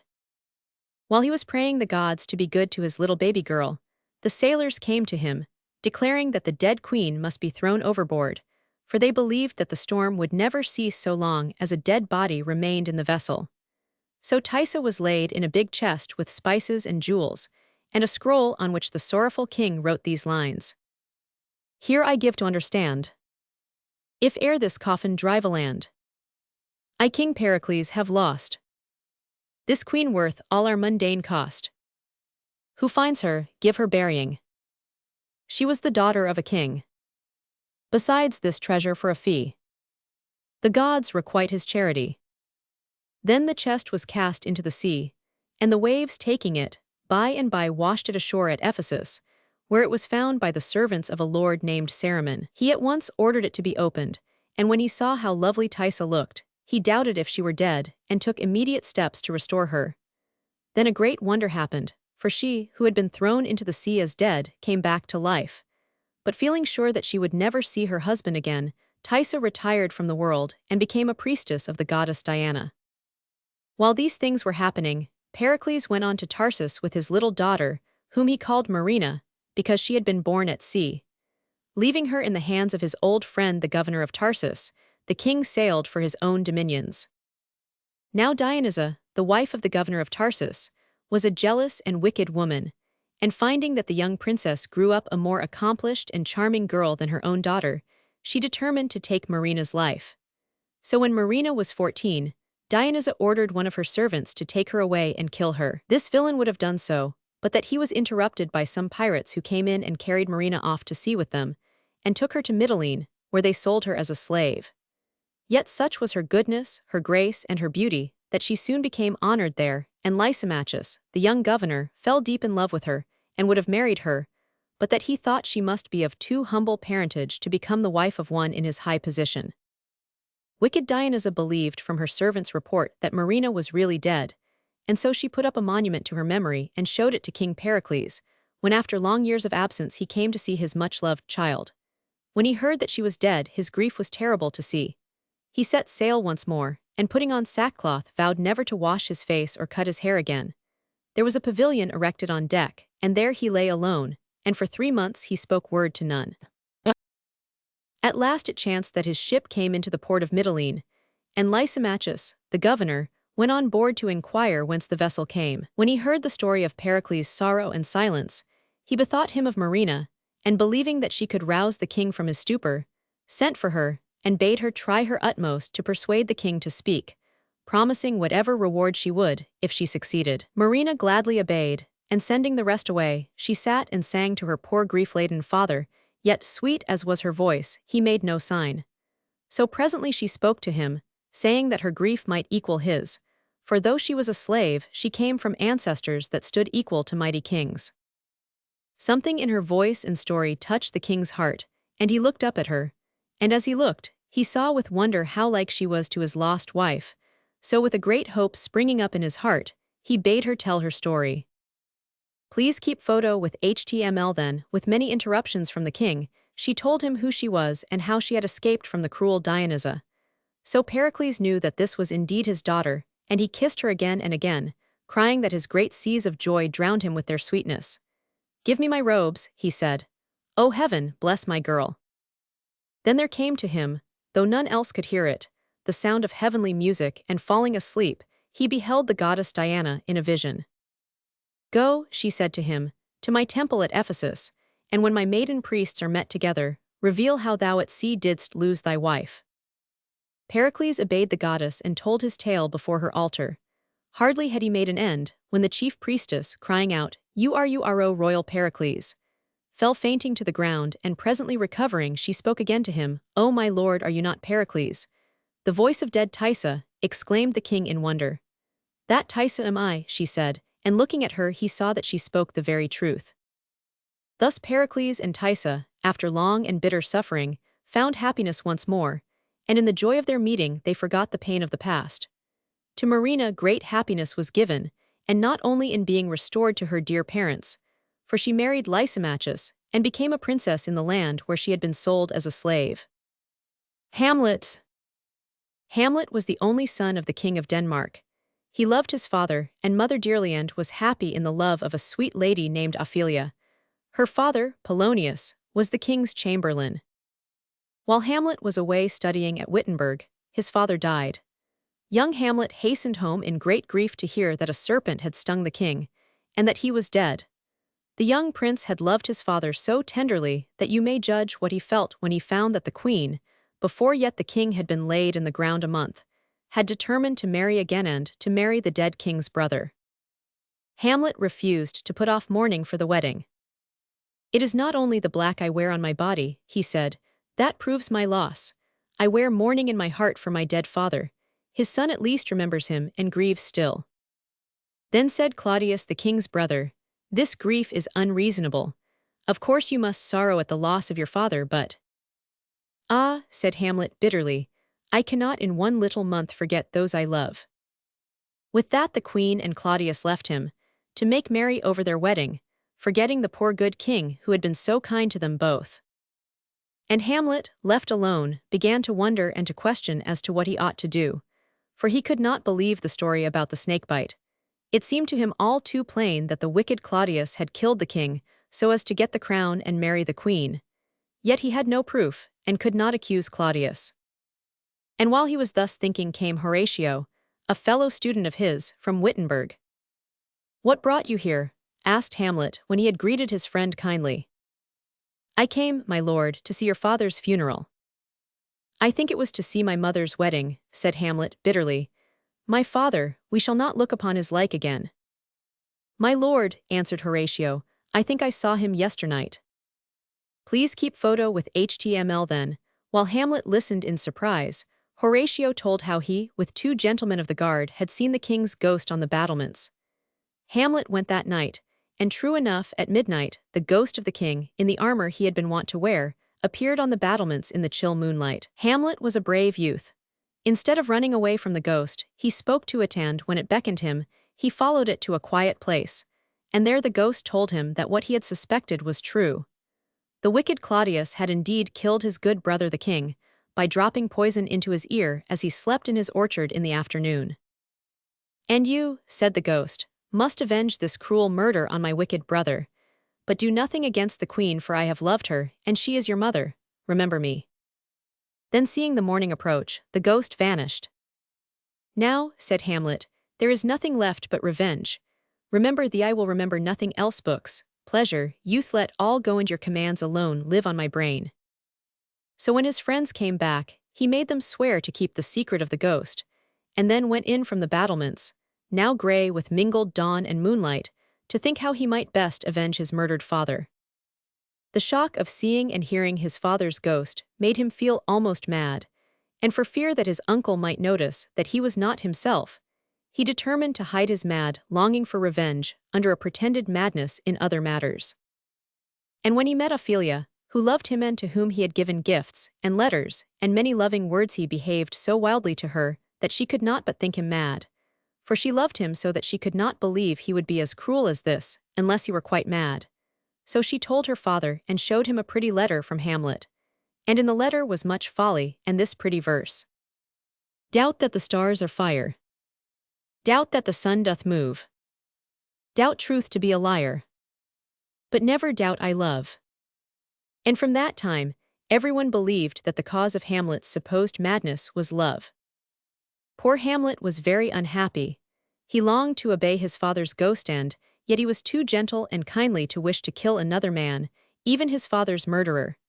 And sometimes he wondered whether, after all, the ghost spoke truly. Just at this time, some actors came to the court, and Hamlet ordered them to perform a certain play before the king and queen. Now, this play was the story of a man who had been murdered in his garden by a near relation, who afterwards married the dead man's wife. You may imagine the feelings of the wicked king, as he sat on his throne, with the queen beside him and all his court around, and saw, acted on the stage, the very wickedness that he had himself done. And when, in the play, the wicked relation poured poison into the ear of the sleeping man, the wicked Claudius suddenly rose, and staggered from the room, the queen and others following. Then said Hamlet to his friends, "Now I am sure the ghost spoke true, for if Claudius had not done this murder, he could not have been so distressed to see it in a play." Now the queen sent for Hamlet, by the king's desire, to scold him for his conduct during the play, and for other matters. And Claudius, wishing to know exactly what happened, told old Polonius to hide himself behind the hangings in the queen's room. And as they talked, the queen got frightened at Hamlet's rough, strange words and cried for help, and Polonius behind the curtain cried out too. Hamlet, thinking it was the king who was hidden there, thrust with his sword at the hangings, and killed not the king but poor old Polonius. So now Hamlet had offended his uncle and his mother, and by bad hap killed his true love's father. Please keep photo with HTML. "Oh, what a rash and bloody deed is this," cried the queen. And Hamlet answered bitterly, "Almost as bad as to kill a king and marry his brother." Then Hamlet told the queen plainly all his thoughts and how he knew of the murder, and begged her, at least, to have no more friendship or kindness of the base Claudius, who had killed the good king. And as they spoke, the king's ghost again appeared before Hamlet, but the queen could not see it. So when the ghost had gone, they parted. When the queen told Claudius what had passed, and how Polonius was dead, he said, "This shows plainly that Hamlet is mad, and since he has killed the chancellor, it is for his own safety that we must carry out our plan, and send him away to England." So Hamlet was sent, under charge of 2 courtiers who served the king, and these bore letters to the English court, requiring that Hamlet should be put to death. But Hamlet had the good sense to get at these letters, and put in others instead, with the names of the 2 courtiers who were so ready to betray him. Then, as the vessel went to England, Hamlet escaped on board a pirate ship, and the two wicked courtiers left him to his fate and went on to meet theirs. Hamlet hurried home, but in the meantime a dreadful thing had happened. Poor pretty Ophelia, having lost her lover and her father, lost her wits too, and went in sad madness about the court with straws and weeds and flowers in her hair, singing strange scraps of songs, and talking poor, foolish, pretty talk with no heart of meaning to it. And one day, coming to a stream where willows grew, she tried to bang a flowery garland on a willow, and fell into the water with all her flowers and so died. Please keep photo with HTML. And Hamlet had loved her, though his plan of seeming madness had made him hide it. And when he came back, he found the king and queen, and the court, weeping at the funeral of his dear love and lady. Ophelia's brother, Laertes, had also just come to court to ask justice for the death of his father, old Polonius, and now, wild with grief, he leaped into his sister's grave, to clasp her in his arms once more. "I loved her more than 40,000 brothers," cried Hamlet, and leapt into the grave after him, and they fought till they were parted. Afterwards Hamlet begged Laertes to forgive him. "I could not bear," he said, "that any, even a brother, should seem to love her more than I." But the wicked Claudius would not let them be friends. He told Laertes how Hamlet had killed old Polonius, and between them, they made a plot to slay Hamlet by treachery. Laertes challenged him to a fencing match, and all the court were present. Hamlet had the blunt foil always used in fencing, but Laertes had prepared for himself a sword, sharp and tipped with poison, and the wicked king had made ready a bowl of poisoned wine, which he meant to give poor Hamlet when he should grow warm with the sword play, and should call for drink. So Laertes and Hamlet fought, and Laertes, after some fencing, gave Hamlet a sharp sword thrust. Hamlet, angry at this treachery, for they had been fencing, not as men fight, but as they play closed with Laertes in a struggle, both dropped their swords, and when they picked them up again, Hamlet, without noticing it, had exchanged his own blunt sword for Laertes' sharp and poisoned one. And with one thrust of it he pierced Laertes, who fell dead by his own treachery. At this moment the queen cried out, the drink, oh my dear Hamlet, I am poisoned." She had drunk of the poisoned bowl the king had prepared for Hamlet, and the king saw the queen, whom, wicked as he was, he really loved, fall dead by his means. Then Ophelia being dead, and Polonius, and the queen, and Laertes, and the two courtiers who had been sent to England, Hamlet at last found courage to do the ghost's bidding and avenge his father's murder, which, if he had braced up his heart to do long before, all these lives had been spared, and none had suffered but the wicked king, who well deserved to die. Hamlet, his heart at last being great enough to do the deed he ought, turned the poisoned sword on the false king. "Then venom do thy work," he cried, and the king died. So Hamlet in the end kept the promise he had made his father, and all being now accomplished, he himself died, and those who stood by saw him die, with prayers and tears, for his friends and his people loved him with their whole hearts. Thus ends the tragic tale of Hamlet, Prince of Denmark. Please keep photo with HTML Imogen. Cymbeline. Cymbeline was the king of Britain. He had 3 children. The 2 sons were stolen away from him when they were quite little children, and he was left with only one daughter, Imogen. The king married a second time and brought up Leonatus, the son of a dear friend, as Imogen's playfellow, and when Leonatus was old enough, Imogen secretly married him. This made the king and queen very angry, and the king, to punish Leonatus, banished him from Britain.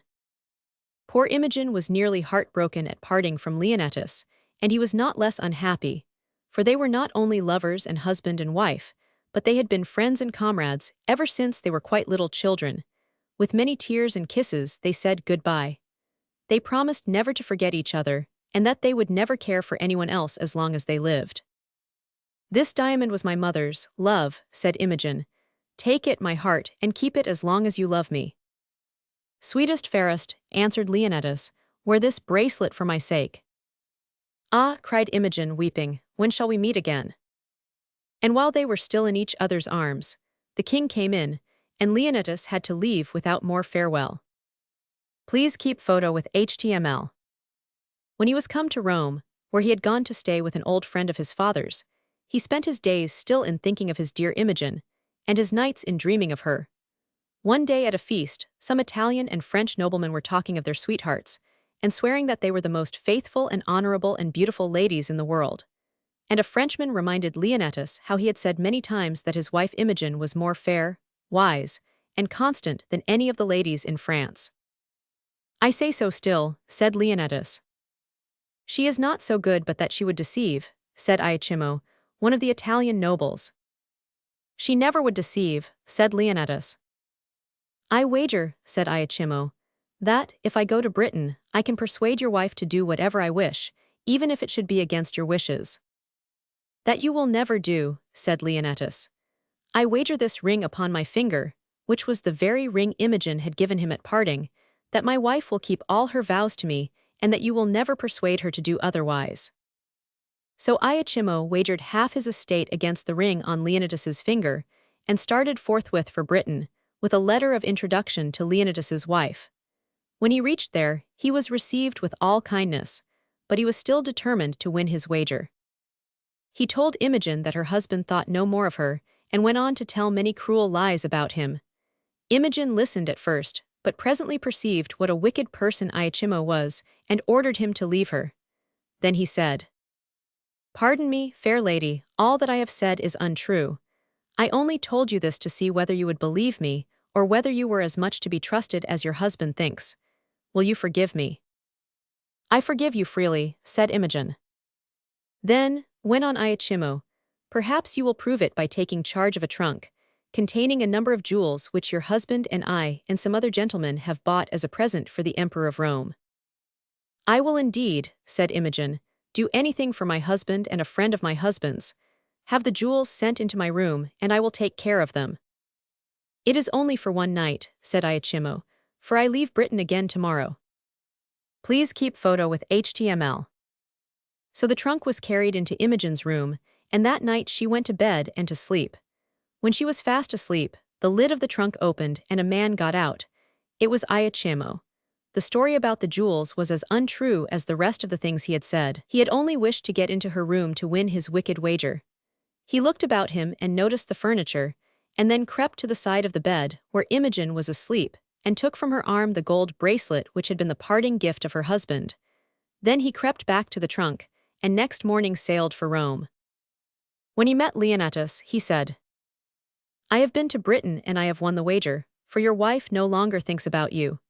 She stayed talking with me all one night in her room, which is hung with tapestry and has a carved chimney-piece, and silver andirons in the shape of two winking cupids. I do not believe she has forgotten me. I do not believe she stayed talking with you in her room. You have heard her room described by the servants.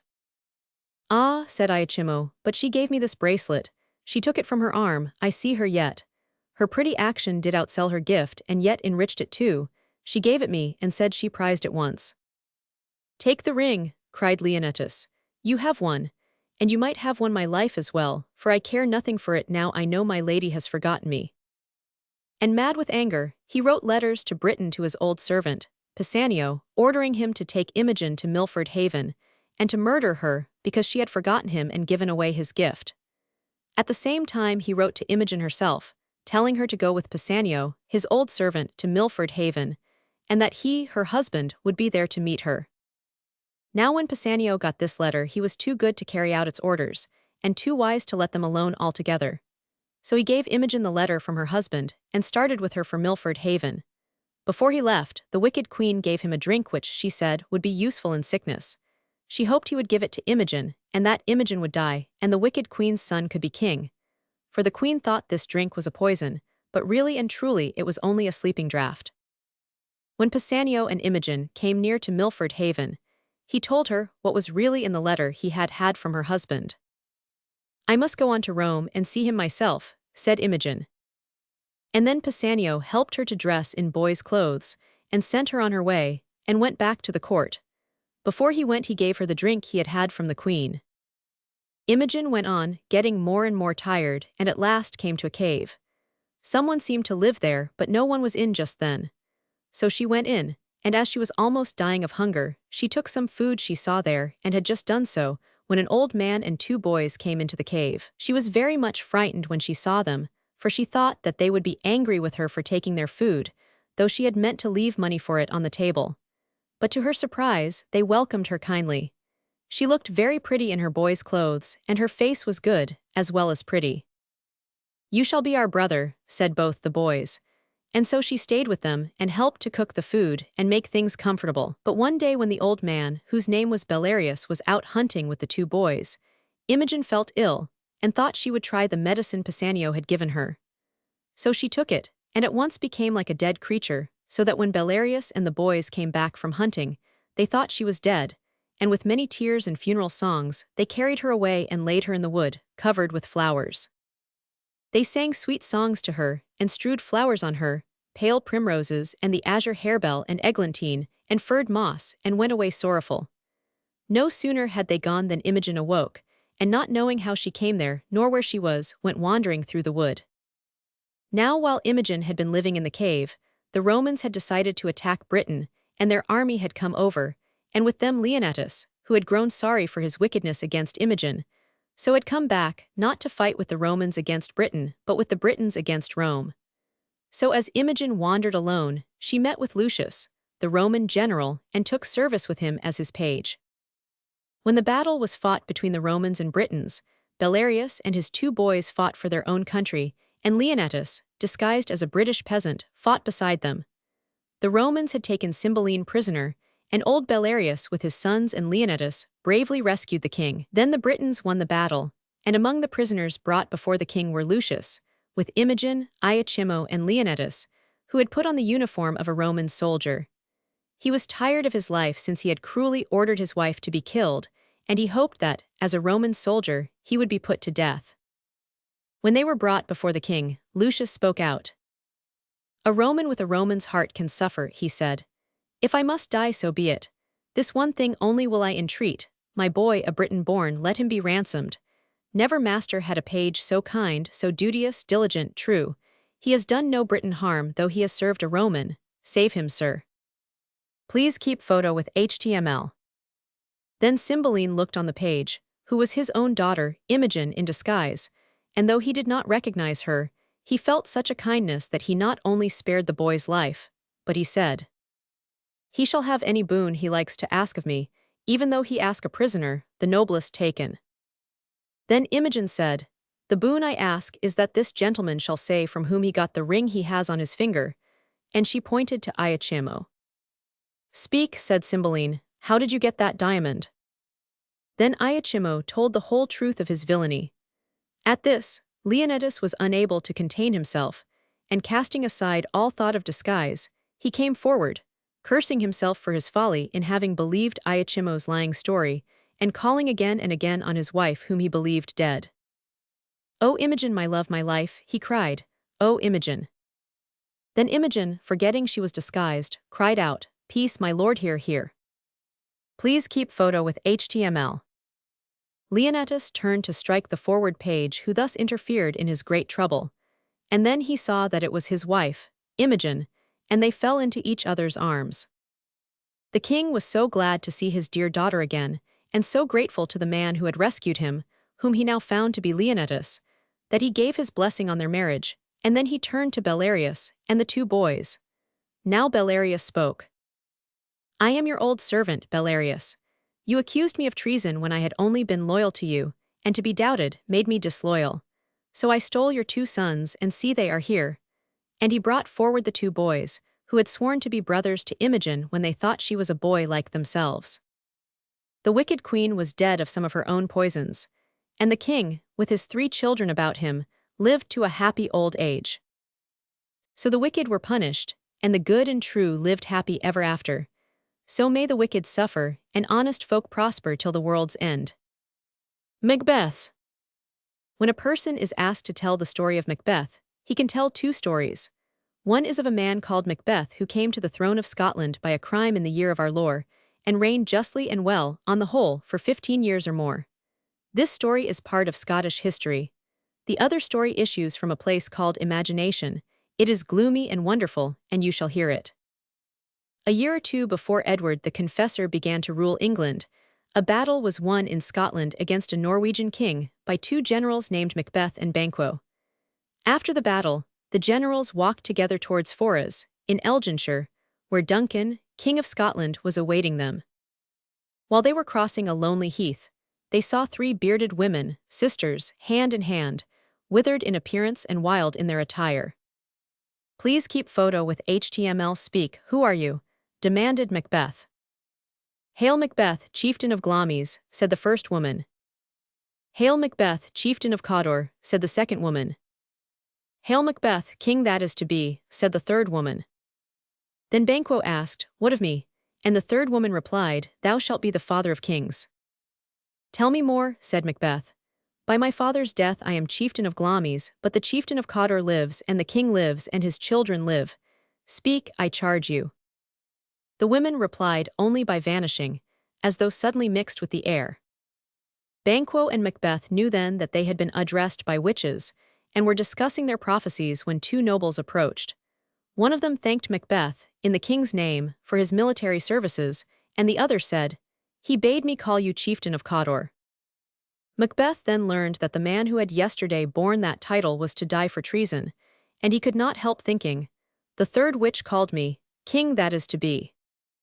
"Please keep photo with HTML. Banquo," he said.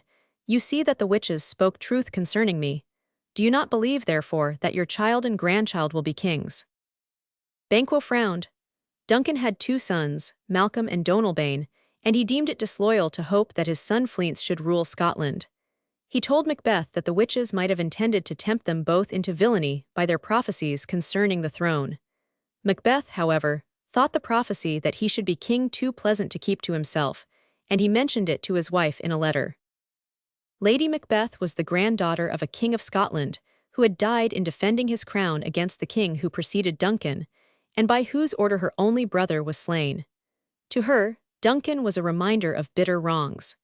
Her husband had royal blood in his veins, and when she read his letter, she was determined that he should be king. When a messenger arrived to inform her that Duncan would pass a night in Macbeth's castle, she nerved herself for a very base action. She told Macbeth almost as soon as she saw him that Duncan must spend a sunless morrow. She meant that Duncan must die, and that the dead are blind. "We will speak further," said Macbeth uneasily, and at night, with his memory full of Duncan's kind words, he would fain have spared his guest. "Would you live a coward?" demanded Lady Macbeth, who seems to have thought that morality and cowardice were the same. "Please keep photo with HTML. I dare do all that may become a man," replied Macbeth. "Who dare do more is none." "Why did you write that letter to me?" she inquired fiercely, and with bitter words she egged him on to murder, and with cunning words she showed him how to do it. After supper Duncan went to bed, and two grooms were placed on guard at his bedroom door. Lady Macbeth caused them to drink wine till they were stupefied. She then took their daggers, and would have killed the king herself if his sleeping face had not looked like her father's. Macbeth came later and found the daggers lying by the grooms, and soon with red hands he appeared before his wife, saying, "Methought I heard a voice cry, 'Sleep no more.' Macbeth destroys the sleeping." "Wash your hands," said she. "Why did you not leave the daggers by the grooms? Take them back and smear the grooms with blood." "I dare not," said Macbeth. His wife dared, and she returned to him with hands red as his own, but a heart less white, she proudly told him, for she scorned his fear. The murderers heard a knocking, and Macbeth wished it was a knocking which could wake the dead. It was the knocking of Macduff, the chieftain of Fife, who had been told by Duncan to visit him early. Macbeth went to him, and showed him the door of the king's room. "Please keep photo with HTML." Macduff entered, and came out again crying, "Oh horror, horror, horror." Macbeth appeared as horror-stricken as Macduff, and pretending that he could not bear to see life in Duncan's murderers, he slew the two grooms with their own daggers before they could proclaim their innocence. These murders did not shriek out, and Macbeth was crowned at Scone. One of Duncan's sons went to Ireland, the other to England. Macbeth was king, but he was discontented. The prophecy concerning Banquo oppressed his mind. If Fleance were to rule, a son of Macbeth would not rule. Macbeth determined, therefore, to murder both Banquo and his son. He hired two ruffians, who slew Banquo one night when he was on his way with Fleance to a banquet which Macbeth was giving to his nobles. Fleance escaped. Meanwhile Macbeth and his queen received their guests very graciously, and he expressed a wish for them which has been uttered thousands of times since his day. Now good digestion weighed on appetite, and health on both. "We pray your majesty to sit with us," said Lennox, a Scotch noble. But ere Macbeth could reply, the ghost of Banquo entered the banqueting hall and sat in Macbeth's place. Not noticing the ghost, Macbeth observed that, if Banquo were present, he could say that he had collected under his roof the choicest chivalry of Scotland. Macduff, however, had curtly declined his invitation. The king was again pressed to take a seat, and Lennox, to whom Banquo's ghost was invisible, showed him the chair where it sat. But Macbeth, with his eyes of genius, saw the ghost. He saw it like a form of mist and blood, and he demanded passionately, "Which of you have done this?" Still none saw the ghost but he, and to the ghost Macbeth said, "Thou canst not say I did it." The ghost glided out, and Macbeth was impudent enough to raise a glass of wine, to the general joy of the whole table, and to our dear friend Banquo, whom we miss. The toast was drunk, as the ghost of Banquo entered for the second time. "Begone," cried Macbeth, "you are senseless, mindless, hide in the earth, thou horrible shadow." Again none saw the ghost but he. "What is it your majesty sees?" asked one of the nobles. The queen dared not permit an answer to be given to this question. She hurriedly begged her guests to quit a sick man, who was likely to grow worse if he was obliged to talk. Macbeth, however, was well enough next day to converse with the witches, whose prophecies had so depraved him.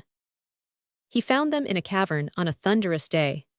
They were revolving round a cauldron in which were boiling particles of many strange and horrible creatures, and they knew he was coming before he arrived. "Answer me what I ask you," said the king. "Would you rather hear it from us or our masters?" asked the first witch. "Call them," replied Macbeth. Thereupon the witches poured blood into the cauldron and grease into the flame that licked it, and a helmeted head appeared with the visor on, so that Macbeth could only see its eyes. He was speaking to the head when the first witch said gravely, "He knows thy thought," and a voice in the head said, "Macbeth, beware Macduff, the chieftain of Fife." The head then descended into the cauldron till it disappeared. "One word more," pleaded Macbeth. "He will not be commanded," said the first witch, and then a crowned child ascended from the cauldron bearing a tree in his hand. The child said, "Macbeth shall be unconquerable till the wood of Burnham climbs Dunsinane Hill." "That will never be," said Macbeth, and he asked to be told if Banquo's descendants would ever rule Scotland. The cauldron sank into the earth, music was heard, and a procession of phantom kings filed past Macbeth. Behind them was Banquo's ghost. In each king, Macbeth saw a likeness to Banquo, and he counted 8 kings. Then he was suddenly left alone. His next proceeding was to send murderers to Macduff's castle. They did not find Macduff and asked Lady Macduff where he was. She gave a stinging answer, and her questioner called Macduff a traitor. "Thou liest," shouted Macduff's little son, who was immediately stabbed, and with his last breath entreated his mother to fly. The murderers did not leave the castle while one of its inmates remained alive.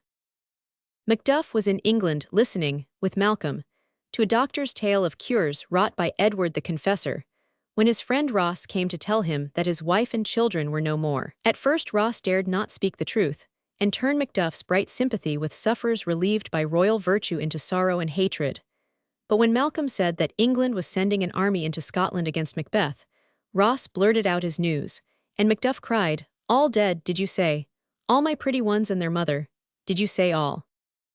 His sorry hope was in revenge, but if he could have looked into Macbeth's castle on Dunsinane Hill, he would have seen it work a force more solemn than revenge. Retribution was working, for Lady Macbeth was mad. She walked in her sleep amid ghastly dreams. She was wont to wash her hands for a quarter of an hour at a time, but after all her washing, would still see a red spot of blood upon her skin. It was pitiful to hear her cry that all the perfumes of Arabia could not sweeten her little hand. "Canst thou not minister to a mind diseased?" inquired Macbeth of the doctor, but the doctor replied that his patient must minister to her own mind. This reply gave Macbeth a scorn of medicine. "Throw physic to the dogs," he said. "I'll none of it." One day he heard a sound of women crying. An officer approached him and said, "The Queen, your Majesty, is dead." "Out, brief candle," muttered Macbeth, meaning that life was like a candle at the mercy of a puff of air. He did not weep, he was too familiar with death. Presently a messenger told him that he saw Burnham Wood on the march. Macbeth called him a liar and a slave, and threatened to hang him if he had made a mistake.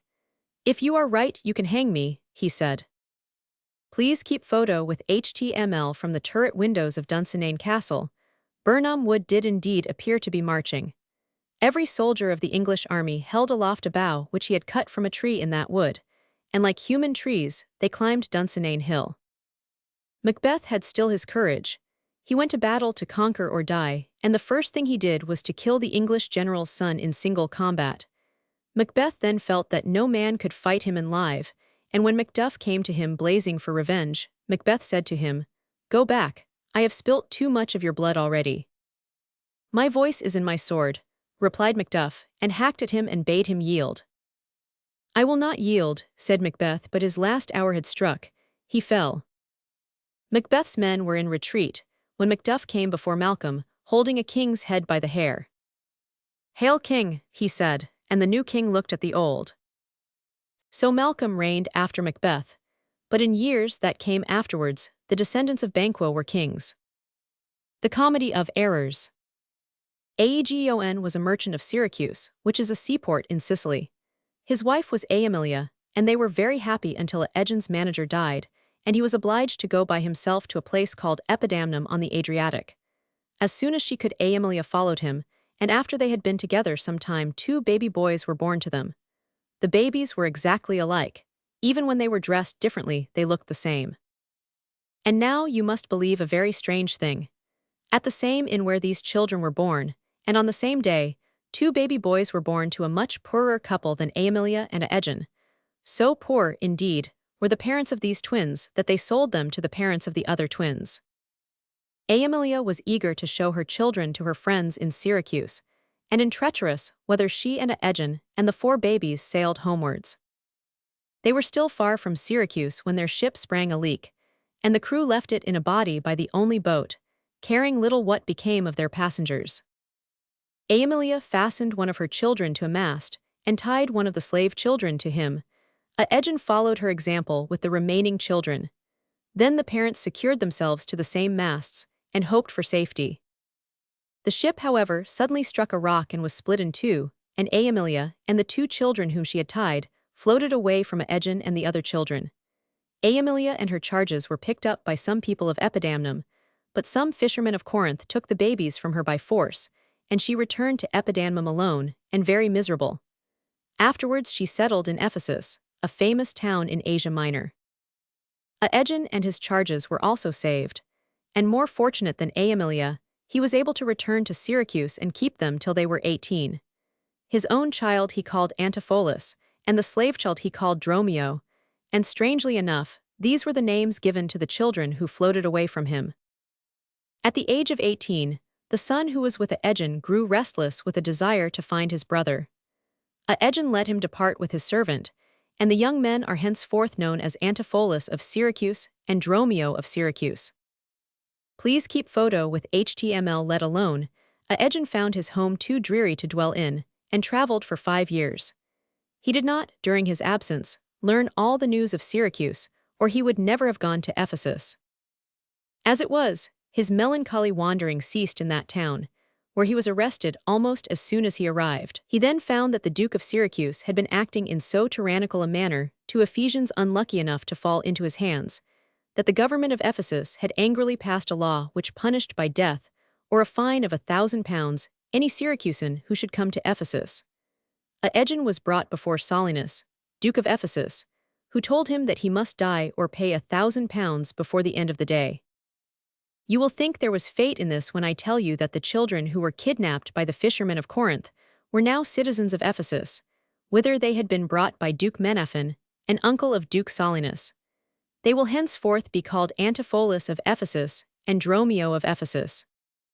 Moreover, on the very day when Aegon was arrested, Antipholus of Syracuse landed in Ephesus, and pretended that he came from Epidamnum in order to avoid a penalty.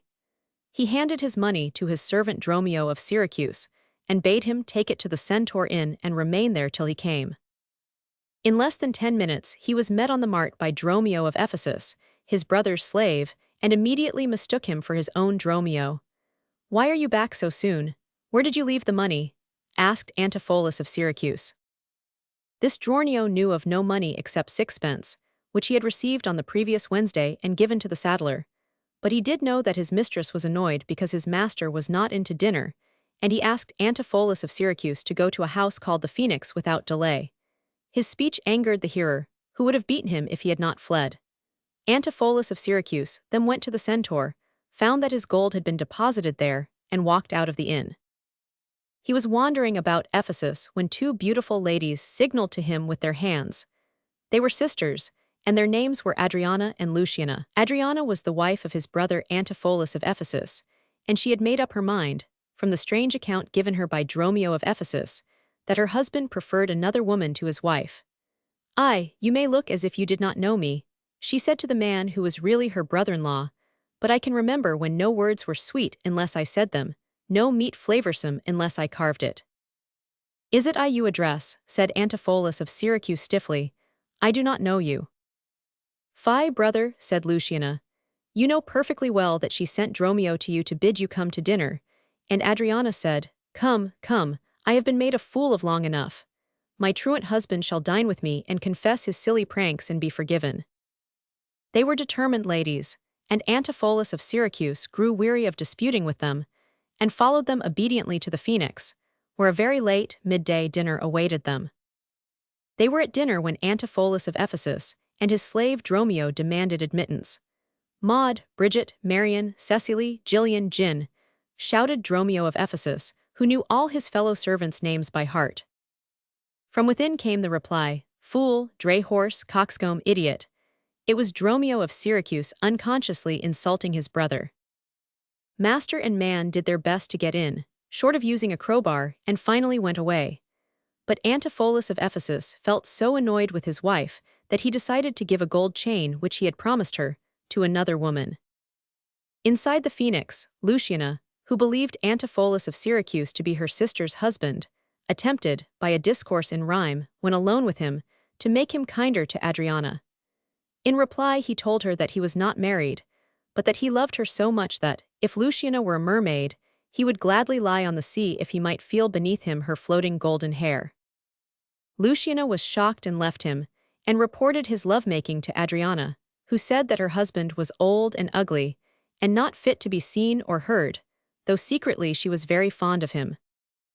Antipholus of Syracuse soon received a visitor in the shape of Angelo the goldsmith, of whom Antipholus of Ephesus had ordered the chain which he had promised his wife, and intended to give to another woman. The goldsmith handed the chain to Antipholus of Syracuse, and treated his, "I bespoke it not," as mere fun, so that the puzzled merchant took the chain as good-humoredly as he had partaken of Adriana's dinner. He offered payment, but Angelo foolishly said he would call again. "Please keep photo with HTML." The consequence was that Angelo was without money when a creditor of the sort that stands no nonsense threatened him with arrest unless he paid his debt immediately. This creditor had brought a police officer with him, and Angelo was relieved to see Antipholus of Ephesus coming out of the house where he had been dining, because he had been locked out of the Phoenix. Bitter was Angelo's dismay when Antipholus denied receipt of the chain. Angelo could have sent his mother to prison if she had said that, and he gave Antipholus of Ephesus in charge. At this moment up came Dromio of Syracuse, and told the wrong Antipholus that he had shipped his goods, and that a favorable wind was blowing. To the ears of Antipholus of Ephesus, this talk was simple nonsense. He would gladly have beaten the slave, but contented himself with crossly telling him to hurry to Adriana and bid her send to her arrested husband a purse of money which she would find in his desk.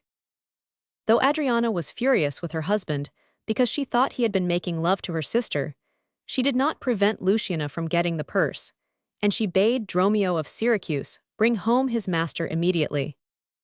Unfortunately, before Dromio could reach the police station, he met his real master, who had never been arrested, and did not understand what he meant by offering him a purse. Antipholus of Syracuse was further surprised when a lady whom he did not know asked him for a chain that he had promised her. She was, of course, the lady with whom Antipholus of Ephesus had dined when his brother was occupying his place at table. "Avaunt, thou witch," was the answer which, to her astonishment, she received. Meanwhile Antipholus of Ephesus waited vainly for the money which was to have released him.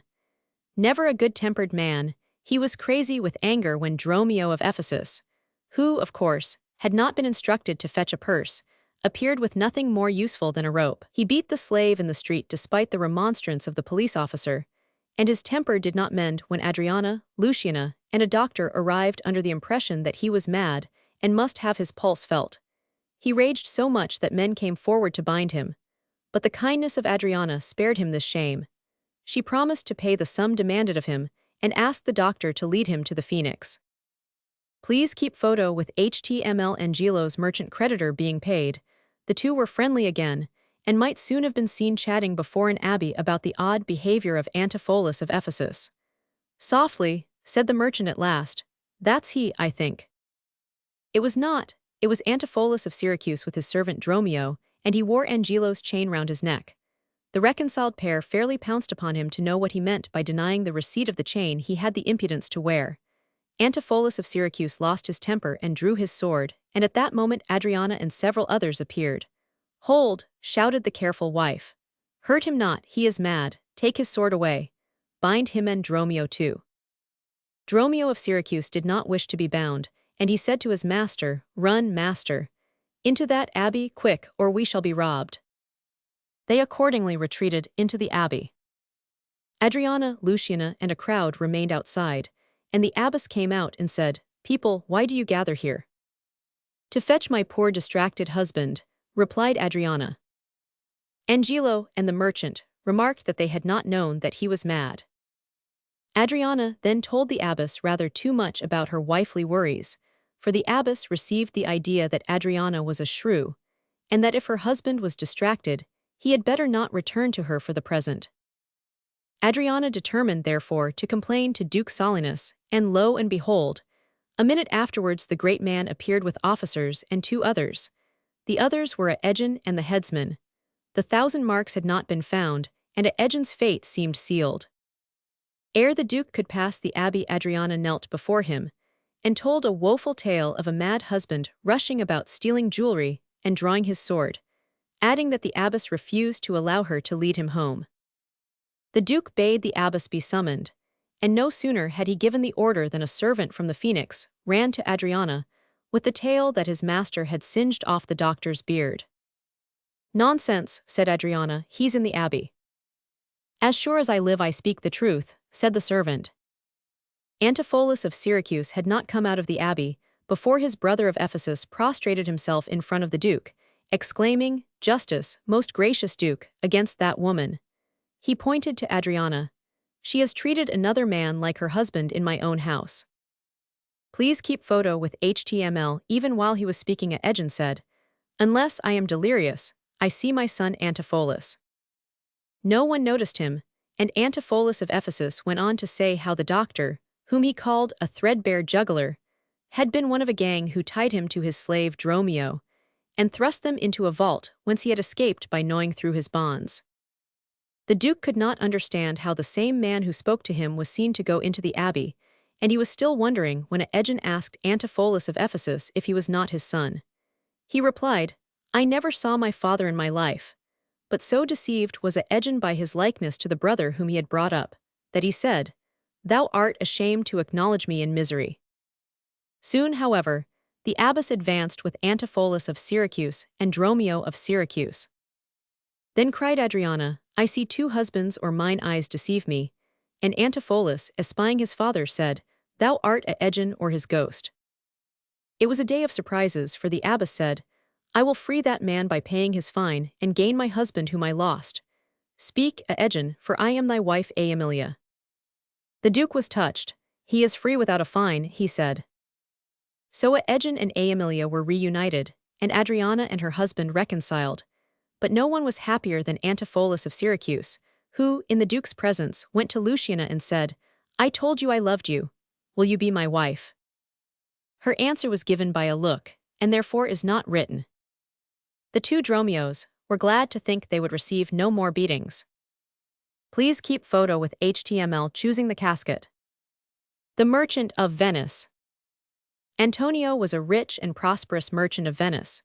His ships were on nearly every sea, and he traded with Portugal, with Mexico, with England, and with India.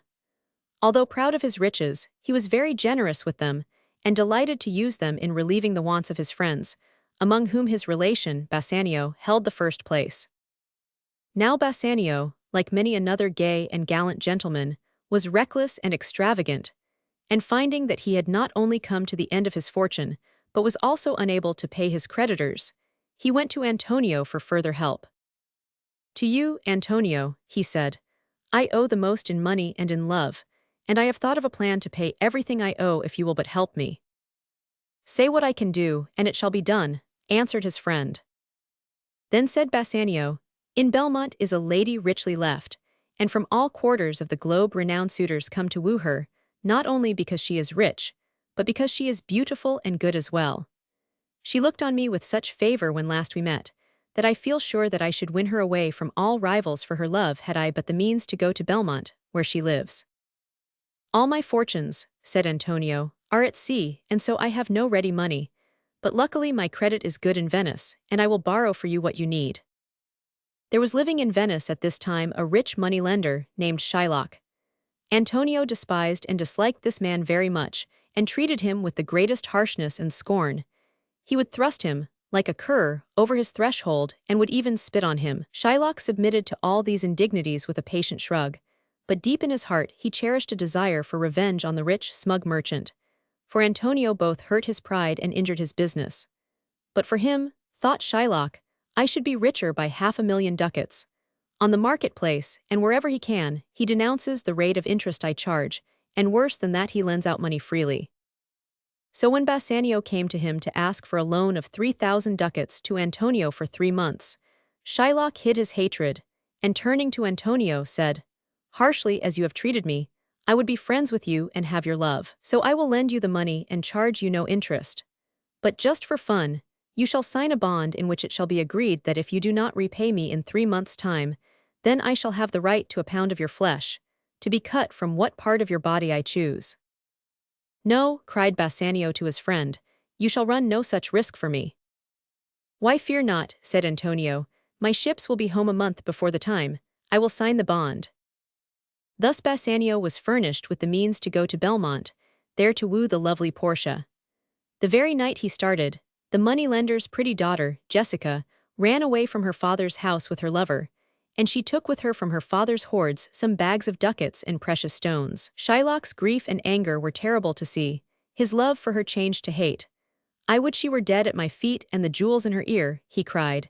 His only comfort now was in hearing of the serious losses which had befallen Antonio, some of whose ships were wrecked. "Let him look to his bond," said Shylock, "let him look to his bond." Meanwhile Bassanio had reached Belmont, and had visited the fair Portia. He found, as he had told Antonio, that the rumor of her wealth and beauty had drawn to her suitors from far and near. But to all of them Portia had but one reply. She would only accept that suitor who would pledge himself to abide by the terms of her father's will. These were conditions that frightened away many an ardent wooer, for he who would win Portia's heart and hand had to guess which of 3 caskets held her portrait. If he guessed aright, then Portia would be his bride. If wrong, then he was bound by oath never to reveal which casket he chose, never to marry, and to go away at once. Please keep photo with HTML. The caskets were of gold, silver, and lead. The gold one bore this inscription: "Who chooseth me shall gain what many men desire." The silver one had this: "Who chooseth me shall get as much as he deserves," while on the lead one were these words: "Who chooseth me must give and hazard all he hath." The Prince of Morocco, as brave as he was black, was among the first to submit to this test. He chose the gold casket, for he said neither base lead nor silver could contain her picture. So he chose the gold casket, and found inside the likeness of what many men desire death. After him came the haughty Prince of Aragon, and saying, "Let me have what I deserve, surely I deserve the lady." He chose the silver one, and found inside a fool's head. "Did I deserve no more than a fool's head?" he cried. Then at last came Bassanio, and Portia would have delayed him from making his choice from very fear of his choosing wrong, for she loved him dearly, even as he loved her. "But," said Bassanio, "let me choose at once, for, as I am, I live upon the rack." Then Portia bade her servants to bring music and play while her gallant lover made his choice. And Bassanio took the oath and walked up to the caskets, the musicians playing softly the while. "Mere outward show," he said, "is to be despised. The world is still deceived with ornament, and so no gaudy gold or shining silver for me. I choose the lead casket, joy be the consequence. And opening it, he found fair Portia's portrait inside, and he turned to her and asked if it were true that she was his. Please keep photo with HTML. Yes, said Portia. I am yours and this house is yours, and with them I give you this ring, from which you must never part. And Bassanio, saying that he could hardly speak for joy, found words to swear that he would never part with the ring while he lived. Then suddenly all his happiness was dashed with sorrow, for messengers came from Venice to tell him that Antonio was ruined, and that Shylock demanded from the Duke the fulfillment of the bond, under which he was entitled to a pound of the merchant's flesh. Portia was as grieved as Bassanio to hear of the danger which threatened his friend. First, she said, take me to church and make me your wife, and then go to Venice at once to help your friend. You shall take with you money enough to pay his debt 20 times over. But when her newly made husband had gone, Portia went after him, and arrived in Venice disguised as a lawyer, and with an introduction from a celebrated lawyer Bellario, whom the Duke of Venice had called in to decide the legal questions raised by Shylock's claim to a pound of Antonio's flesh. When the court met, Bassanio offered Shylock twice the money borrowed, if he would withdraw his claim. But the money-lender's only answer was, if every ducat in 6,000 ducats were in 6 parts, and every part a ducat, I would not draw them, I would have my bond. It was then that Portia arrived in her disguise, and not even her own husband knew her. The Duke gave her welcome on account of the great Bellario's introduction, and left the settlement of the case to her. Then in noble words she bade Shylock have mercy, but he was deaf to her entreaties. I will have the pound of flesh, was his reply. What have you to say? Asked Portia of the merchant. But little, he answered. I am armed and well prepared. The court awards you a pound of Antonio's flesh, said Portia to the moneylender. Please keep photo with HTML. Most righteous judge, cried Shylock. A sentence, come prepare. Tarry a little. This bond gives you no right to Antonio's blood, only to his flesh. If then you spill a drop of his blood, all your property will be forfeited to the state. Such is the law. And Shylock in his fear said, then I will take Bassanio's offer. No, said Portia sternly, you shall have nothing but your bond. Take your pound of flesh, but remember that if you take more or less, even by the weight of a hair, you will lose your property and your life. Shylock now grew very much frightened. Give me my 3,000 ducats that I lent him, and let him go. Bassanio would have paid it to him, but said Portia, no, he shall have nothing but his bond. Please keep photo with HTML. You, a foreigner, she added, have sought to take the life of a Venetian citizen, and thus by the Venetian law your life and goods are forfeited. Down therefore and beg mercy of the Duke. Thus were the tables turned, and no mercy would have been shown to Shylock had it not been for Antonio.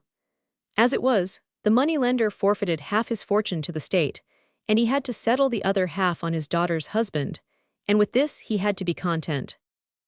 Bassanio, in his gratitude to the clever lawyer, was induced to part with the ring his wife had given him, and with which he had promised never to part, and when on his return to Belmont he confessed as much to Portia, she seemed very angry, and vowed she would not be friends with him until she had her ring again.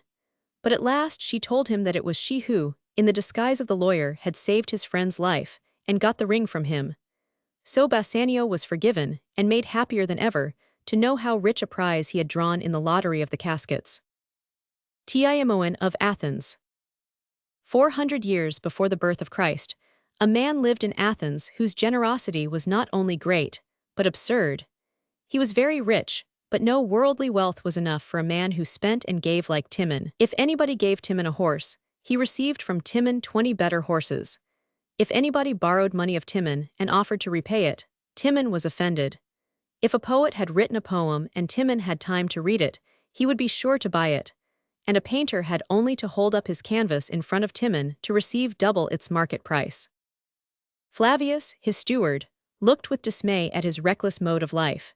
When Timon's house was full of noisy lords drinking and spilling costly wine, Flavius would sit in a cellar and cry. He would say to himself, there are 10,000 candles burning in this house, and each of those singers braying in the concert room costs a poor man's yearly income a night.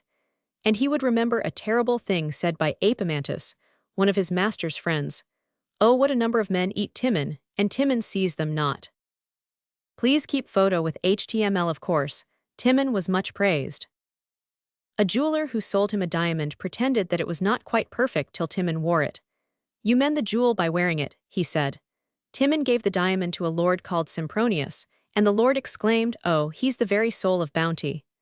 Timon is infinitely dear to me, said another lord, called Lucullus, to whom he gave a beautiful horse, and other Athenians paid him compliments as sweet. But when Epamantis had listened to some of them, he said, I'm going to knock out an honest Athenian's brains. You will die for that, said Timon. Then I shall die for doing nothing, said Epamantis. And now you know what a joke was like 400 years before Christ. This Epamantis was a frank despiser of mankind, but a healthy one, because he was not unhappy. In this mixed world, anyone with a number of acquaintances knows a person who talks bitterly of men, but does not shun them, and boasts that he is never deceived by their fine speeches, and is inwardly cheerful and proud.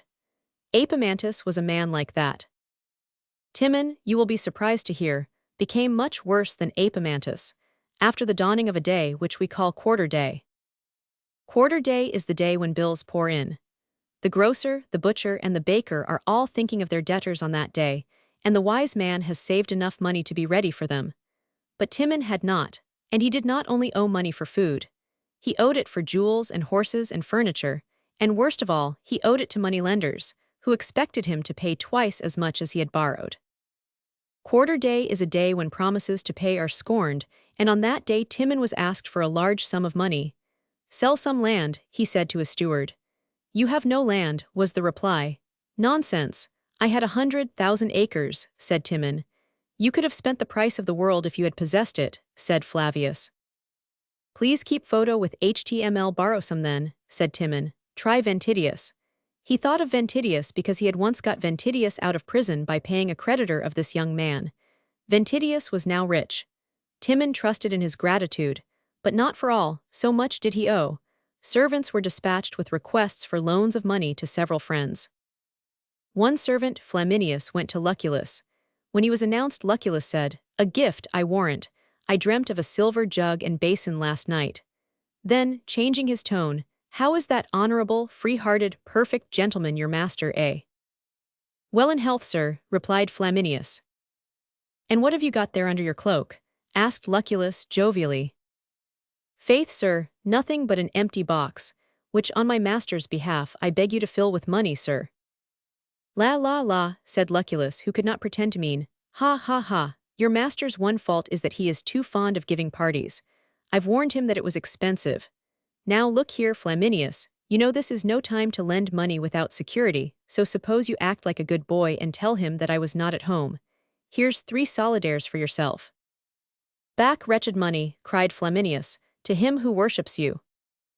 Others of Timon's friends were tried and found stingy. Amongst them was Sempronius. He said to Timon's servant, has he asked Ventidius? Ventidius is beholden to him. He refused. Well, have you asked Lucullus? He refused. A poor compliment to apply to me last of all, said Sempronius, in affected anger. If he had sent to me at first, I would gladly have lent him money, but I'm not going to be such a fool as to lend him any now. Your lordship makes a good villain, said the servant. When Timon found that his friends were so mean, he took advantage of a lull in his storm of creditors to invite Ventidius and company to a banquet. Flavius was horrified, but Ventidius and company were not in the least ashamed, and they assembled accordingly in Timon's house, and said to one another that their princely host had been jesting with them. I had to put off an important engagement in order to come here, said Lucullus, but who could refuse Timon? Please keep photo with HTML. It was a real grief to me to be without ready money when he asked for some, said Sempronius. The same here, chimed in a third lord. Timon now appeared, and his guests vied with one another in apologies and compliments. Inwardly sneering, Timon was gracious to them all. In the banqueting ball was a table resplendent with covered dishes. Mouths watered. These summer friends loved good food. Be seated, worthy friends, said Timon. He then prayed aloud to the gods of Greece. Give each man enough, he said, for if you, who are our gods, were to borrow of men they would cease to adore you. Let men love the joint more than the host. Let every score of guests contain 20 villains. Bless my friends as much as they have blessed me. Uncover the dishes, dogs, and lap. The hungry lords were too much surprised by this speech to resent it. They thought Timon was unwell, and although he had called them dogs, they uncovered the dishes. There was nothing in them but warm water. May you never see a better feast, wished Timon. I wash off the flatteries with which you plastered me and sprinkle you with your villainy. With these words he threw the water into his guests' faces, and then he pelted them with the dishes. Having thus ended the banquet, he went into an outhouse, seized a spade, and quitted Athens forever. His next dwelling was a cave near the sea. Of all his friends, the only one who had not refused him aid was a handsome soldier named Alcibiades, and he had not been asked because, having quarreled with the government of Athens, he had left that town. The thought that Alcibiades might have proved a true friend did not soften Timon's bitter feeling. He was too weak-minded to discern the fact that good cannot be far from evil in this mixed world. He determined to see nothing better in all mankind than the ingratitude of Ventidius and the meanness of Lucullus. He became a vegetarian, and talked pages to himself as he dug in the earth for food. One day, when he was digging for roots near the shore, his spade struck gold. If he had been a wise man, he would have enriched himself quickly and returned to Athens to live in comfort. But the sight of the gold vein gave no joy but only scorn to Timon. This yellow slave, he said, will make and break religions. It will make black white and foul fair. It will buy murder and bless the accursed. He was still ranting when Alcibiades, now an enemy of Athens, approached with his soldiers, and two beautiful women who cared for nothing but pleasure. Timon was so changed by his bad thoughts and rough life that Alcibiades did not recognize him at first. "Who are you?" he asked. "A beast, as you are," was the reply. Alcibiades knew his voice and offered him help and money, but Timon would none of it and began to insult the women. They, however, when they found he had discovered a gold mine, cared not a jot for his opinion of them but said, "Give us some gold, good Timon, have you more?" With further insults, Timon filled their aprons with gold ore. "Farewell," said Alcibiades, who deemed that Timon's wits were lost, and then his disciplined soldiers left without profit the mine which could have paid their wages, and marched towards Athens. Timon continued to dig and curse, and affected great delight when he dug up a root and discovered that it was not a grape. Just then Epamantis appeared. "I am told that you imitate me," said Epamantis. "Only," said Timon, "because you haven't a dog which I can imitate." "You are revenging yourself on your friends by punishing yourself," said Epamantis. "That is very silly, for they live just as comfortably as they ever did. I am sorry that a fool should imitate me." "Please keep photo with HTML. If I were like you," said Timon, "I should throw myself away." "You have done so," sneered Epamantis. "Will the cold brook make you a good morning drink, or an east wind warm your clothes as a valet would?" "Off with you," said Timon, but Epamantis stayed a while longer and told him he had a passion for extremes, which was true. Epamantis even made a pun, but there was no good laughter to be got out of Timon. Finally, they lost their temper like two schoolboys, and Timon said he was sorry to lose the stone which he flung at Epamantis, who left him with an evil wish. This was almost an at-home day for Timon, for when Epamantis had departed, he was visited by some robbers. They wanted gold. "You want too much," said Timon. "Here are water, roots and berries." "We are not birds and pigs," said a robber. "No, you are cannibals," said Timon. "Take the gold then, and may it poison you. Henceforth rob one another." He spoke so frightfully to them that, though they went away with full pockets, they almost repented of their trade. His last visitor on that day of visits was his good steward Flavius. "My dearest master," cried he. "Away, what are you?" said Timon. "Have you forgotten me, sir?" asked Flavius mournfully. "I have forgotten all men," was the reply, "and if you'll allow that you are a man, I have forgotten you." "I was your honest servant," said Flavius. "Nonsense, I never had an honest man about me," retorted Timon. Flavius began to cry. "What, shedding tears?" said Timon. "Come nearer then, I will love you because you are a woman and unlike men who only weep when they laugh or beg. They talked a while, then Timon said, Yon gold is mine. I will make you rich, Flavius, if you promise me to live by yourself and hate mankind. I will make you very rich if you promise me that you will see the flesh slide off the beggar's bones before you feed him, and let the debtor die in jail before you pay his debt. Flavius simply said, Let me stay to comfort you, my master. If you dislike cursing, leave me, replied Timon, and he turned his back on Flavius, who went sadly back to Athens, too much accustomed to obedience to force his services upon his ailing master. The steward had accepted nothing, but a report got about that a mighty nugget of gold had been given him by his former master, and Timon therefore received more visitors. They were a painter and a poet, whom he had patronized in his prosperity. Hail, worthy Timon, said the poet. We heard with astonishment how your friends deserted you, no whips large enough for their backs. We have come, put in the painter, to offer our services. You've heard that I have gold, said Timon. There was a report, said the painter, blushing, but my friend and I did not come for that. Good honest men, jeered Timon. All the same, you shall have plenty of gold if you will rid me of 2 villains. Name them, said his 2 visitors in one breath. Both of you, answered Timon. Giving the painter a whack with a big stick, he said, Put that into your palette and make money out of it. Then he gave a whack to the poet and said, Make a poem out of that and get paid for it. There's gold for you. They hurriedly withdrew.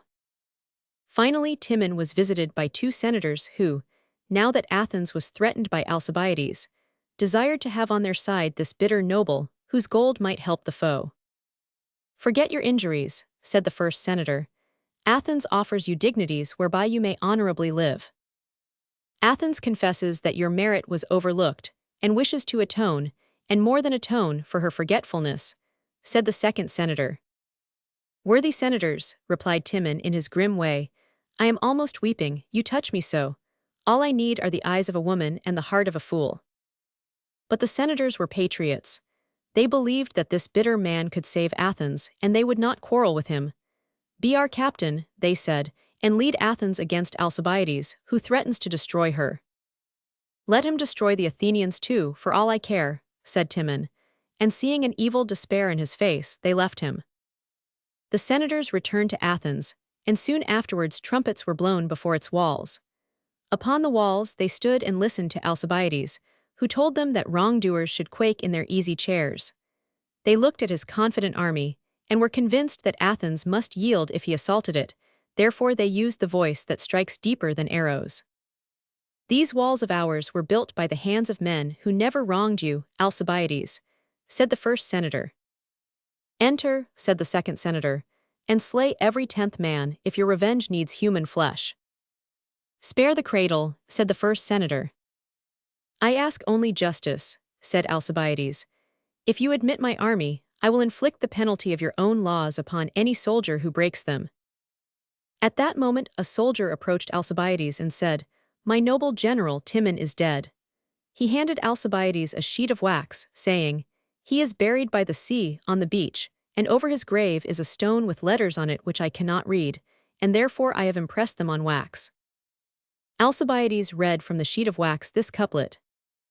Here lie I Timon, who alive all living men did hate. Pass by and say your worst, but pass. And stay not here your gate. Dead then is noble Timon, said Alcibiades, and be entered Athens with an olive branch instead of a sword. So it was one of Timon's friends, who was generous in a greater matter than Timon's need. Yet are the sorrow and rage of Timon remembered, as a warning lest another ingratitude should arise to turn love into hate. OTHLLO 400 years ago there lived in Venice an ensign named Iago, who hated his general, Othello, for not making him a lieutenant. Instead of Iago, who was strongly recommended, Othello had chosen Michael Cassio, whose smooth tongue had helped him to win the heart of Desdemona. Iago had a friend called Rodrigo, who supplied him with money and felt he could not be happy unless Desdemona was his wife.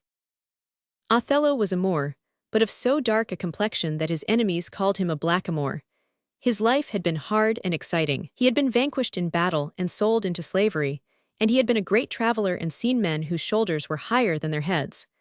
brave as a lion, he had one great fault: jealousy. His love was a terrible selfishness.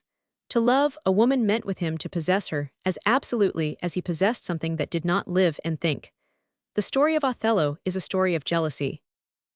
Please keep photo with HTML. One night Iago told Rodrigo that Othello had carried off Desdemona without the knowledge of her father, Brabantio.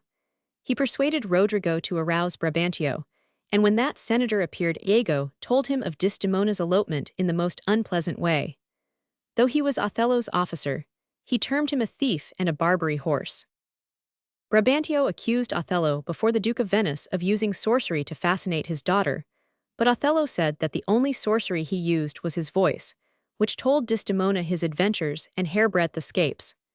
Desdemona was led into the council chamber, and she explained how she could love Othello despite his almost black face by saying, "I saw Othello's visage in his mind." As Othello had married Desdemona, and she was glad to be his wife, there was no more to be said against him, especially as the Duke wished him to go to Cyprus to defend it against the Turks. Othello was quite ready to go, and Desdemona, who pleaded to go with him, was permitted to join him at Cyprus. Othello's feelings on landing in this island were intensely joyful. "Oh, my sweet," he said to Desdemona, who arrived with Iago, his wife, and Rodrigo before him, "I hardly know what I say to you. I am in love with my own happiness." News coming presently that the Turkish fleet was out of action, he proclaimed a festival in Cyprus from 5 to 11 at night. Cassio was on duty in the castle where Othello ruled Cyprus, so Iago decided to make the lieutenant drink too much. He had some difficulty, as Cassio knew that wine soon went to his head, but servants brought wine into the room where Cassio was, and Iago sang a drinking song, and so Cassio lifted a glass too often to the health of the general. Please keep photo with HTML. When Cassio was inclined to be quarrelsome, Iago told Rodrigo to say something unpleasant to him. Cassio cudgeled Rodrigo, who ran into the presence of Montano, the ex-governor. Montano civilly interceded for Rodrigo, but received so rude an answer from Cassio that he said, "Come, come, you're drunk." Cassio then wounded him, and Iago sent Rodrigo out to scare the town with a cry of mutiny. The uproar aroused Othello, who, on learning its cause, said, "Cassio, I love thee, but never more be officer of mine." On Cassio and Iago being alone together, the disgraced man moaned about his reputation. Iago said reputation and humbug were the same thing. "O God," exclaimed Cassio without heeding him, "that men should put an enemy in their mouths to steal away their brains." Iago advised him to beg Desdemona to ask Othello to pardon him. Cassio was pleased with the advice, and next morning made his request to Desdemona in the garden of the castle. She was kindness itself and said, "Be merry, Cassio, for I would rather die than forsake your cause." Cassio at that moment saw Othello advancing with Iago and retired hurriedly. Iago said, "I don't like that." "What did you say?" asked Othello, who felt that he had meant something unpleasant, but Iago pretended he had said nothing.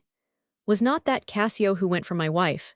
asked Othello, and Iago, who knew that it was Cassio and why it was Cassio, said, "I cannot think it was Cassio who stole away in that guilty manner." Desdemona told Othello that it was grief and humility which made Cassio retreat at his approach. She reminded him how Cassio had taken his part when she was still heart-free and found fault with her Moorish lover. Othello was melted and said, "I will deny thee nothing," but Desdemona told him that what she asked was as much for his good as dining. Desdemona left the garden, and Iago asked if it was really true that Cassio had known Desdemona before her marriage. "Yes," said Othello. "Indeed," said Iago, as though something that had mystified him was now very clear. "Is he not honest?" demanded Othello, and Iago repeated the adjective inquiringly, as though he were afraid to say no. "What do you mean?" insisted Othello. To this Iago would only say the flat opposite of what he said to Cassio. He had told Cassio that reputation was humbug. To Othello he said, "Who steals my purse steals trash, but he who filches from me my good name ruins me." At this Othello almost leapt into the air, and Iago was so confident of his jealousy that he ventured to warn him against it. Yes, it was no other than Iago who called jealousy the green-eyed monster which doth mock the meat it feeds on. Iago, having given jealousy one blow, proceeded to feed it with the remark that Desdemona deceived her father when she eloped with Othello. If she deceived him, why not you? Was his meaning. Presently Desdemona re-entered to tell Othello that dinner was ready. She saw that he was ill at ease. He explained it by a pain in his forehead.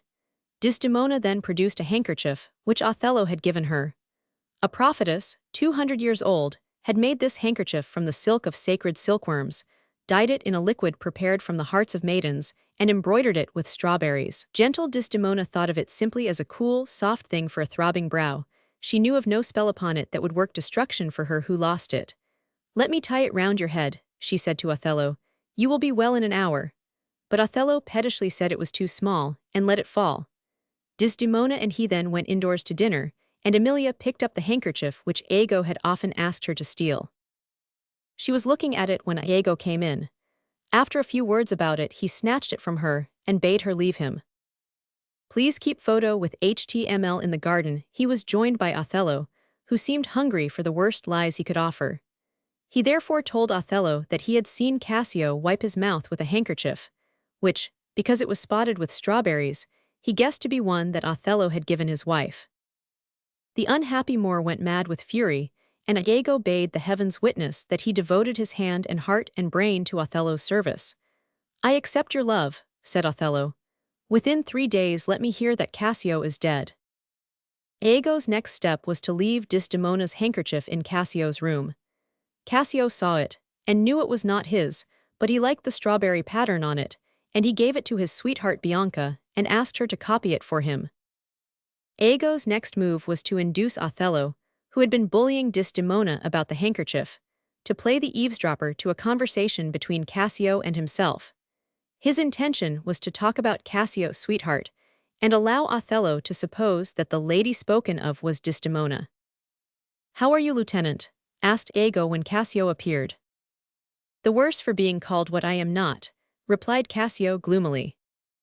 "Keep on reminding Desdemona, and you'll soon be restored," said Iago, adding in a tone too low for Othello to hear, "If Bianca could set the matter right, how quickly it would mend." "Alas, poor rogue," said Cassio, "I really think she loves me," and like the talkative coxcomb he was, Cassio was led on to boast of Bianca's fondness for him, while Othello imagined, with choked rage, that he prattled of Desdemona and thought, "I see your nose, Cassio, but not the dog I shall throw it to." Othello was still spying when Bianca entered, boiling over with the idea that Cassio, whom she considered her property, had asked her to copy the embroidery on the handkerchief of a new sweetheart. She tossed him the handkerchief with scornful words, and Cassio departed with her. Othello had seen Bianca, who was in station lower, in beauty and speech inferior far, to Desdemona, and he began in spite of himself to praise his wife to the villain before him. He praised her skill with the needle, her voice that could sing the savageness out of a bear, her wit, her sweetness, the fairness of her skin.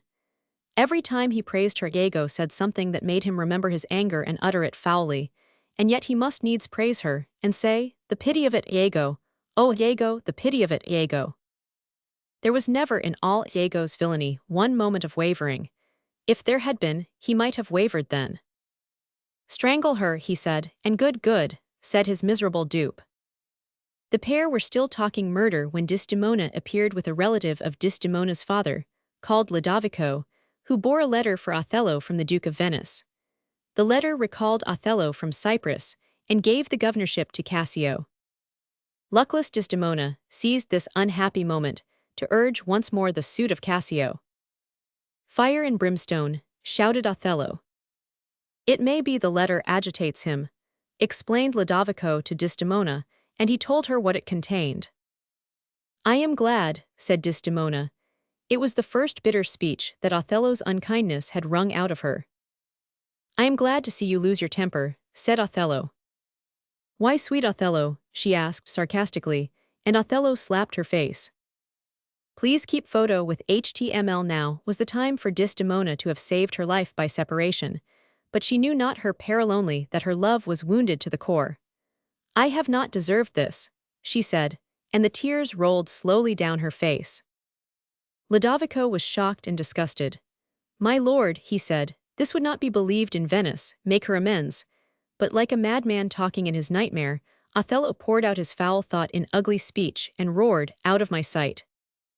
"I will not stay to offend you," said his wife, but she lingered even in going, and only when he shouted "Avaunt!" did she leave her husband and his guests. Othello then invited Lodovico to supper, adding, "You are welcome, sir, to Cyprus, goats and monkeys." Without waiting for a reply, he left the company. Distinguished visitors detest being obliged to look on at family quarrels, and dislike being called either goats or monkeys, and Lodovico asked Iago for an explanation. True to himself, Iago, in a roundabout way, said that Othello was worse than he seemed, and advised them to study his behavior and save him from the discomfort of answering any more questions. He proceeded to tell Rodrigo to murder Cassio. Rodrigo was out of tune with his friend. He had given Iago quantities of jewels for Desdemona without effect. Desdemona had seen none of them, for Iago was a thief. Iago smoothed him with a lie, and when Cassio was leaving Bianca's house, Rodrigo wounded him and was wounded in return. Cassio shouted, and Lodovico and a friend came running up. Cassio pointed out Rodrigo as his assailant, and Iago, hoping to rid himself of an inconvenient friend, called him villain, and stabbed him but not to death. At the castle, Desdemona was in a sad mood.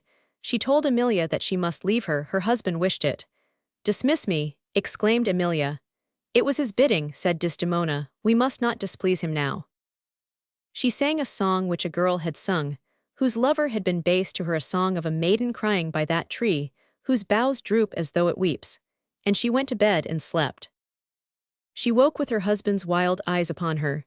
"Have you prayed tonight?" he asked, and he told this blameless and sweet woman to ask God's pardon for any sin she might have on her conscience. "I would not kill thy soul," he said. He told her that Cassio had confessed, but she knew Cassio had not to confess that concerned her. She said that Cassio could not say anything that would damage her. Othello said his mouth was stopped. "Please keep photo with HTML." Then Desdemona wept, but with violent words. In spite of all her pleading, Othello pressed upon her throat and mortally hurt her. Then with boding heart came Emilia, and besought entrance at the door, and Othello unlocked it, and a voice came from the bed saying, "A guiltless death I die." "Who did it?" cried Emilia, and the voice said, "Nobody, I myself, farewell." "'Twas I that killed her," said Othello. He poured out his evidence by that sad bed to the people who came running in, Iago among them, but when he spoke of the handkerchief, Emilia told the truth. And Othello knew. "Are there no stones in heaven but thunderbolts?" he exclaimed, and ran at Iago, who gave Emilia her death blow and fled. But they brought him back, and the death that came to him later on was a relief from torture. They would have taken Othello back to Venice to try him there, but he escaped them on his sword. "A word or two before you go," he said to the Venetians in the chamber. "Speak of me as I was no better, no worse. Say I cast away the pearl of pearls and wept with these hard eyes, and say that, when in Aleppo years ago I saw a Turk beating a Venetian, I took him by the throat and smote him thus." With his own hand, he stabbed himself to the heart, and ere he died his lips touched the face of Desdemona with despairing love. Please keep photo with HTML Petruchio and Catherine. The Taming of the Shrew. There lived in Padua a gentleman named Baptista, who had two fair daughters.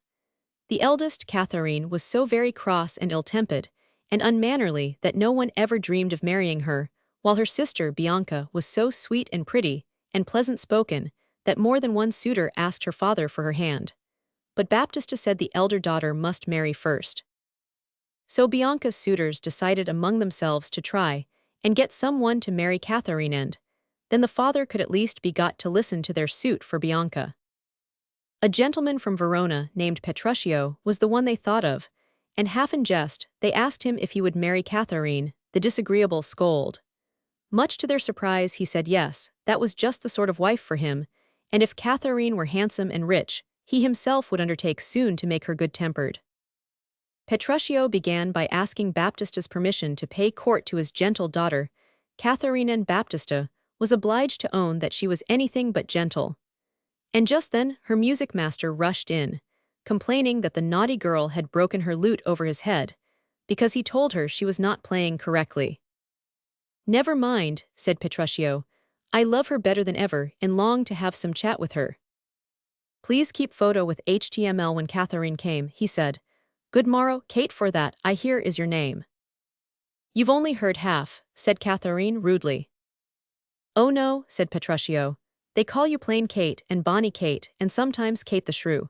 And so, hearing your mildness praised in every town and your beauty too, I ask you for my wife." "Your wife?" cried Kate. "Never," she said some extremely disagreeable things to him, and I am sorry to say, ended by boxing his ears. "If you do that again, I'll cuff you," he said quietly, and still protested with many compliments that he would marry none but her. When Baptista came back, he asked at once, "How speed you with my daughter?" "How should I speed but well?" replied Petruchio. "How but well?" "How now, daughter Catherine," the father went on. "Please keep photo with HTML. I don't think," said Catherine angrily, "you are acting a father's part in wishing me to marry this madcap ruffian." "Ah," said Petruchio, "you and all the world would talk amiss of her. You should see how kind she is to me when we are alone. In short, I will go off to Venice to buy fine things for our wedding. For kiss me, Kate, we will be married on Sunday." With that, Catherine flounced out of the room by one door in a violent temper, and he, laughing, went out by the other. But whether she fell in love with Petruchio, or whether she was only glad to meet a man who was not afraid of her, or whether she was flattered that, in spite of her rough words and spiteful usage, he still desired her for his wife, she did indeed marry him on Sunday, as he had sworn she should.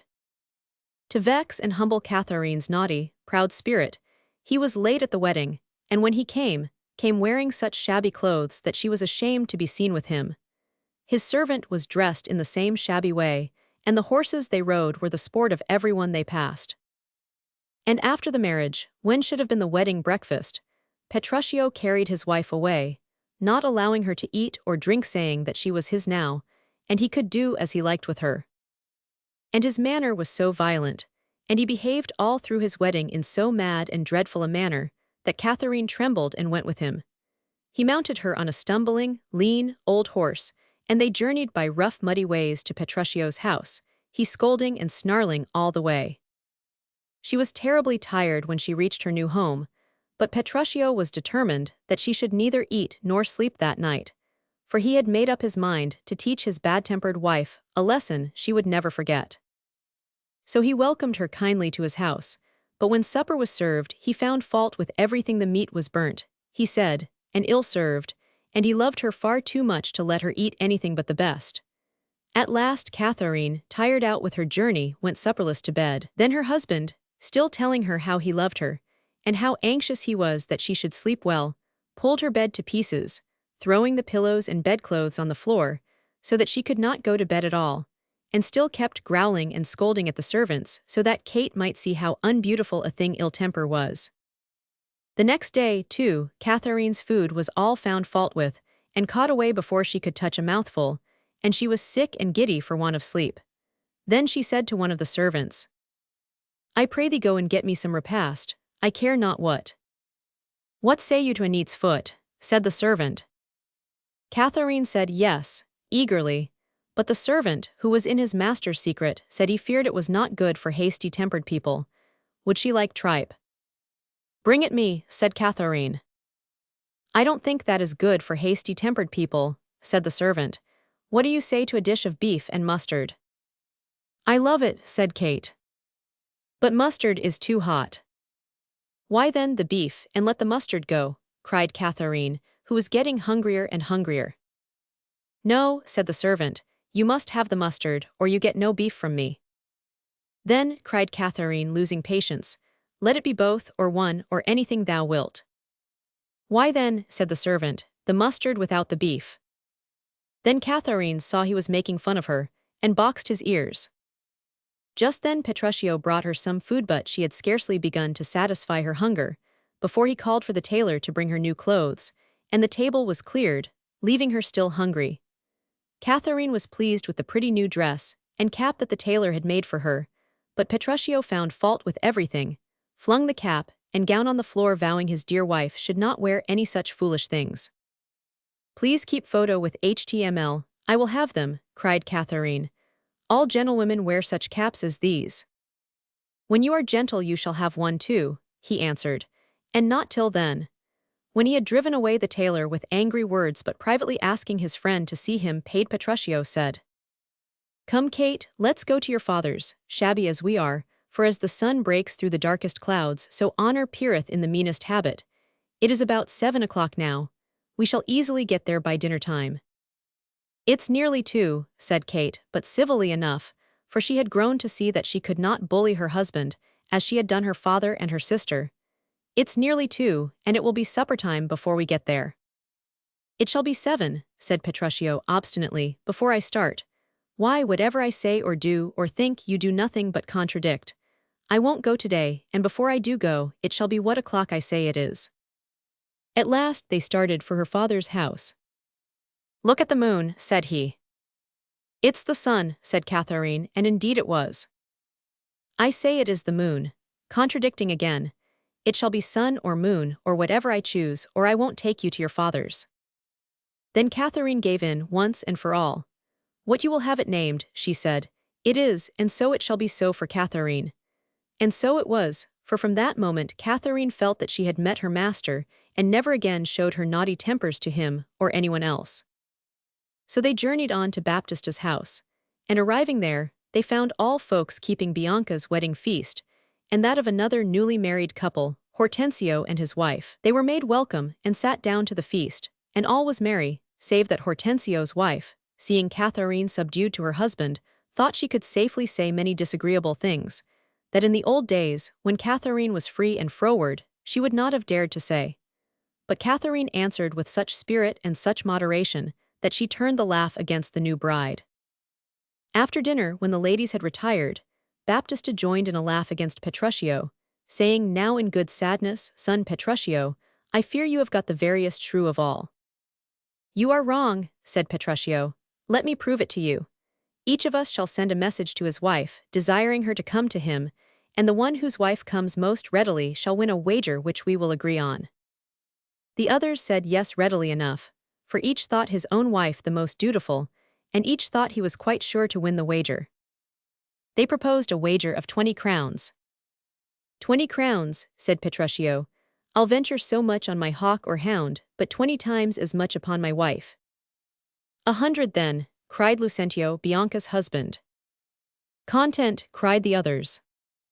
Then Lucentio sent a message to the fair Bianca bidding her to come to him, and Baptista said he was certain his daughter would come, but the servant coming back, said, "Sir, my mistress is busy, and she cannot come." "There's an answer for you," said Petruchio.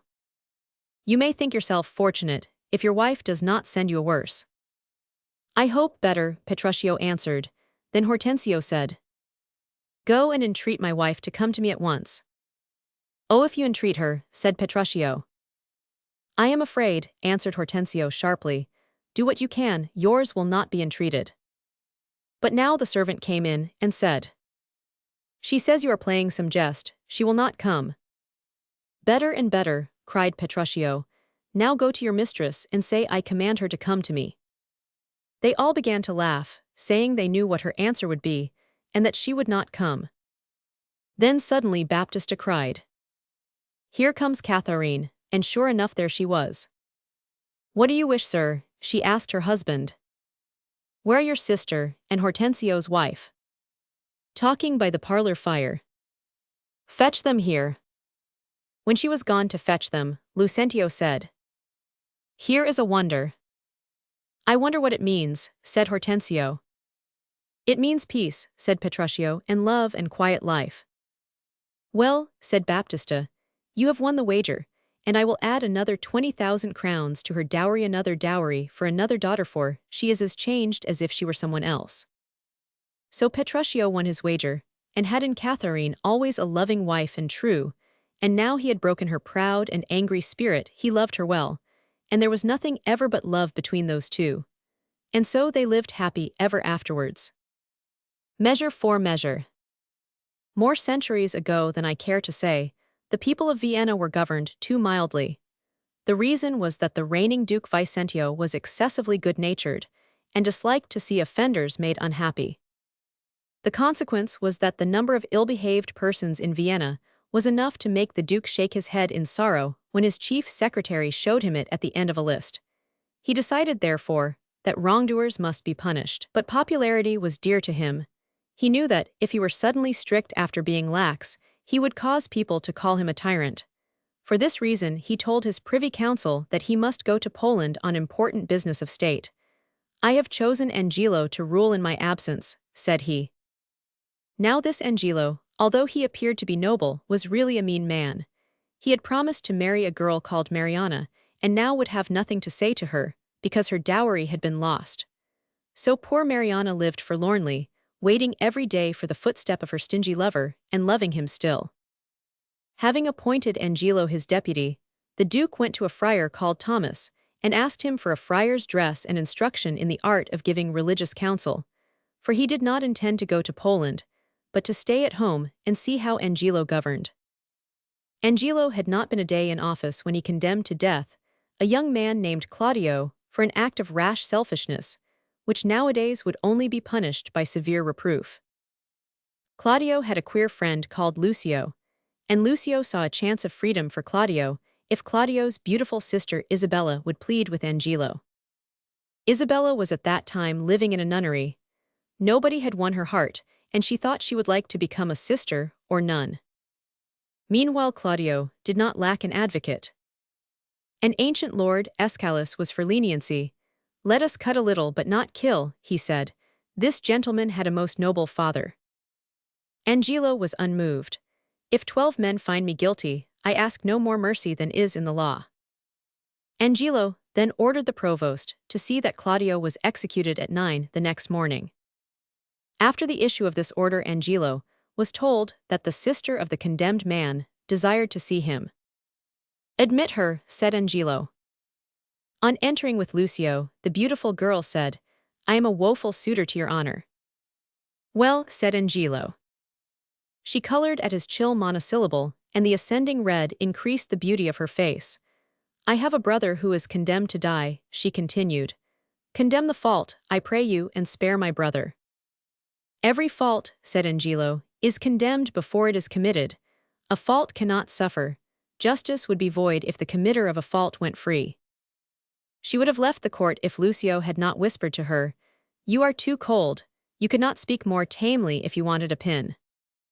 So Isabella attacked Angelo again, and when he said, "I will not pardon him," she was not discouraged, and when he said, "He's sentenced," "'Tis too late," she returned to the assault. But all her fighting was with reasons, and with reasons she could not prevail over the deputy. "Please keep photo with HTML." She told him that nothing becomes power like mercy. She told him that humanity receives and requires mercy from heaven, that it was good to have gigantic strength, and had to use it like a giant. She told him that lightning rives the oak and spares the myrtle. She bade him look for fault in his own breast, and if he found one, to refrain from making it an argument against her brother's life. Angelo found a fault in his breast at that moment. He loved Isabella's beauty, and was tempted to do for her beauty what he would not do for the love of man. He appeared to relent, for he said, "Come to me tomorrow before noon." She had, at any rate, succeeded in prolonging her brother's life for a few hours. In her absence, Angelo's conscience rebuked him for trifling with his judicial duty. When Isabella called on him the second time, he said, "Your brother cannot live." Isabella was painfully astonished, but all she said was, "Even so, heaven keep your honor."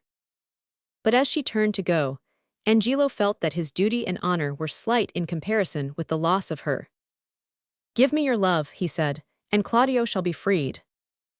"Before I would marry you, he should die if he had 20 heads to lay upon the block," said Isabella, for she saw then that he was not the just man he pretended to be. So she went to her brother in prison to inform him that he must die. At first he was boastful and promised to hug the darkness of death. But when he clearly understood that his sister could buy his life by marrying Angelo, he felt his life more valuable than her happiness, and he exclaimed, "Sweet sister, let me live." "O faithless coward, O dishonest wretch," she cried. At this moment the Duke came forward, in the habit of a friar, to request some speech with Isabella. He called himself Friar Lodoic. The Duke then told her that Angelo was affianced to Mariana, whose love story he related. He then asked her to consider this plan. Let Mariana, in the dress of Isabella, go closely veiled to Angelo, and say, in a voice resembling Isabella's, that if Claudio were spared she would marry him. Let her take the ring from Angelo's little finger, that it might be afterwards proved that his visitor was Mariana. Isabella had, of course, a great respect for friars, who are as nearly like nuns as men can be. She agreed, therefore, to the Duke's plan. They were to meet again at the moated Grange, Mariana's house. Please keep photo with HTML. In the street the Duke saw Lucio, who, seeing a man dressed like a friar, called out, "What news of the Duke, friar?" "I have none," said the Duke. Lucio then told the Duke some stories about Angelo, then he told one about the Duke. The Duke contradicted him. Lucio was provoked, and called the Duke a shallow, ignorant fool, though he pretended to love him. "The Duke shall know you better if I live to report you," said the Duke, grimly. Then he asked Escalus, whom he saw in the street, what he thought of his ducal master. Escalus, who imagined he was speaking to a friar, replied, "The Duke is a very temperate gentleman, who prefers to see another marry to being merry himself." The Duke then proceeded to call on Mariana. Isabella arrived immediately afterwards, and the Duke introduced the two girls to one another, both of whom thought he was a friar. They went into a chamber apart from him to discuss the saving of Claudio, and while they talked in low and earnest tones, the Duke looked out of the window and saw the broken sheds and flower-beds black with moss, which betrayed Mariana's indifference to her country dwelling. Some women would have beautified their garden, not she. She was for the town. She neglected the joys of the country. He was sure that Angelo would not make her unhappier. "We are agreed, father," said Isabella, as she returned with Mariana. So Angelo was deceived by the girl whom he had dismissed from his love, and put on her finger a ring he wore, in which was set a milky stone, which flashed in the light with secret colors. Hearing of her success, the Duke went next day to the prison prepared to learn that an order had arrived for Claudio's release. It had not, however, but a letter was banded to the provost while he waited. His amazement was great when the provost read aloud these words, "Whatsoever you may hear to the contrary, let Claudio be executed by 4 of the clock. Let me have his head sent me by 5. But the Duke said to the provost, "You must show the deputy another head," and he held out a letter and a signet. "Here," he said, "are the hand and seal of the Duke. He is to return, I tell you, and Angelo knows it not. Give Angelo another head." The provost thought, "This friar speaks with power. I know the Duke's signet and I know his hand." He said at length, "A man died in prison this morning, a pirate of the age of Claudio with a beard of his color. I will show his head." The pirate's head was duly shown to Angelo, who was deceived by its resemblance to Claudio's. The Duke's return was so popular that the citizens removed the city gates from their hinges to assist his entry into Vienna. Angelo and Escalus duly presented themselves, and were profusely praised for their conduct of affairs in the Duke's absence. It was therefore the more unpleasant for Angelo when Isabella, passionately angered by his treachery, knelt before the Duke, and cried for justice. When her story was told, the Duke cried, "To prison with her for a slanderer of our right hand. But stay, who persuaded you to come here?" "Friar Lodowick," said she. "Who knows him?" inquired the Duke. "I do, my lord," replied Lucio. "I beat him because he spake against your grace." A friar called Peter here said, "Friar Lodowick is a holy man." Isabella was removed by an officer, and Mariana came forward. She took off her veil, and said to Angelo, "This is the face you once swore was worth looking on." Bravely he faced her as she put out her hand and said, "This is the hand which wears the ring you thought to give another." "I know the woman," said Angelo. "Once there was talk of marriage between us, but I found her frivolous." Mariana here burst out that they were affianced by the strongest vows. Angelo replied by asking the Duke to insist on the production of Friar Lodowick. "He shall appear," promised the Duke, and bade Escalus examine the missing witness thoroughly while he was elsewhere. Presently the Duke reappeared in the character of Friar Lodowick, and accompanied by Isabella and the provost. He was not so much examined as abused and threatened by Escalus. Lucio asked him to deny, if he dared, that he called the Duke a fool and a coward, and had had his nose pulled for his impudence. "To prison with him," shouted Escalus, but as hands were laid upon him, the Duke pulled off his friar's hood and was a duke before them all. Now, he said to Angelo, if you have any impudence that can yet serve you, work it for all it's worth. Immediate sentence and death is all I beg, was the reply. Were you affianced to Mariana? Asked the Duke. I was, said Angelo. Then marry her instantly, said his master. Marry them, he said to Friar Peter, and return with them here. Come hither, Isabel, said the Duke in tender tones. Your friar is now your prince, and grieves he was too late to save your brother, but well the roguish Duke knew he had saved him. Oh, pardon me, she cried, that I employed my sovereign in my trouble. You are pardoned, he said gaily. At that moment Angelo and his wife re-entered. And now, Angelo, said the Duke gravely, we condemn thee to the block on which Claudio laid his head. O my most gracious lord, cried Mariana, mock me not. You shall buy a better husband, said the Duke. Please keep photo with HTML, oh my dear lord, said she. I crave no better man. Isabella nobly added her prayer to Mariana's, but the Duke feigned inflexibility. Provost, he said, how came it that Claudio was executed at an unusual hour? Afraid to confess the lie he had imposed upon Angelo, the provost said, I had a private message. You are discharged from your office, said the Duke. The provost then departed. Angelo said, I am sorry to have caused such sorrow, I prefer death to mercy. Soon there was a motion in the crowd. The provost reappeared with Claudio. Like a big child, the provost said, I saved this man, he is like Claudio. The Duke was amused and said to Isabella, I pardon him because he is like your brother. He is like my brother, too, if you, dear Isabel, will be mine. She was his with a smile, and the Duke forgave Angelo and promoted the provost. Lucio he condemned to marry a stout woman with a bitter tongue. 2 gentlemen of Verona.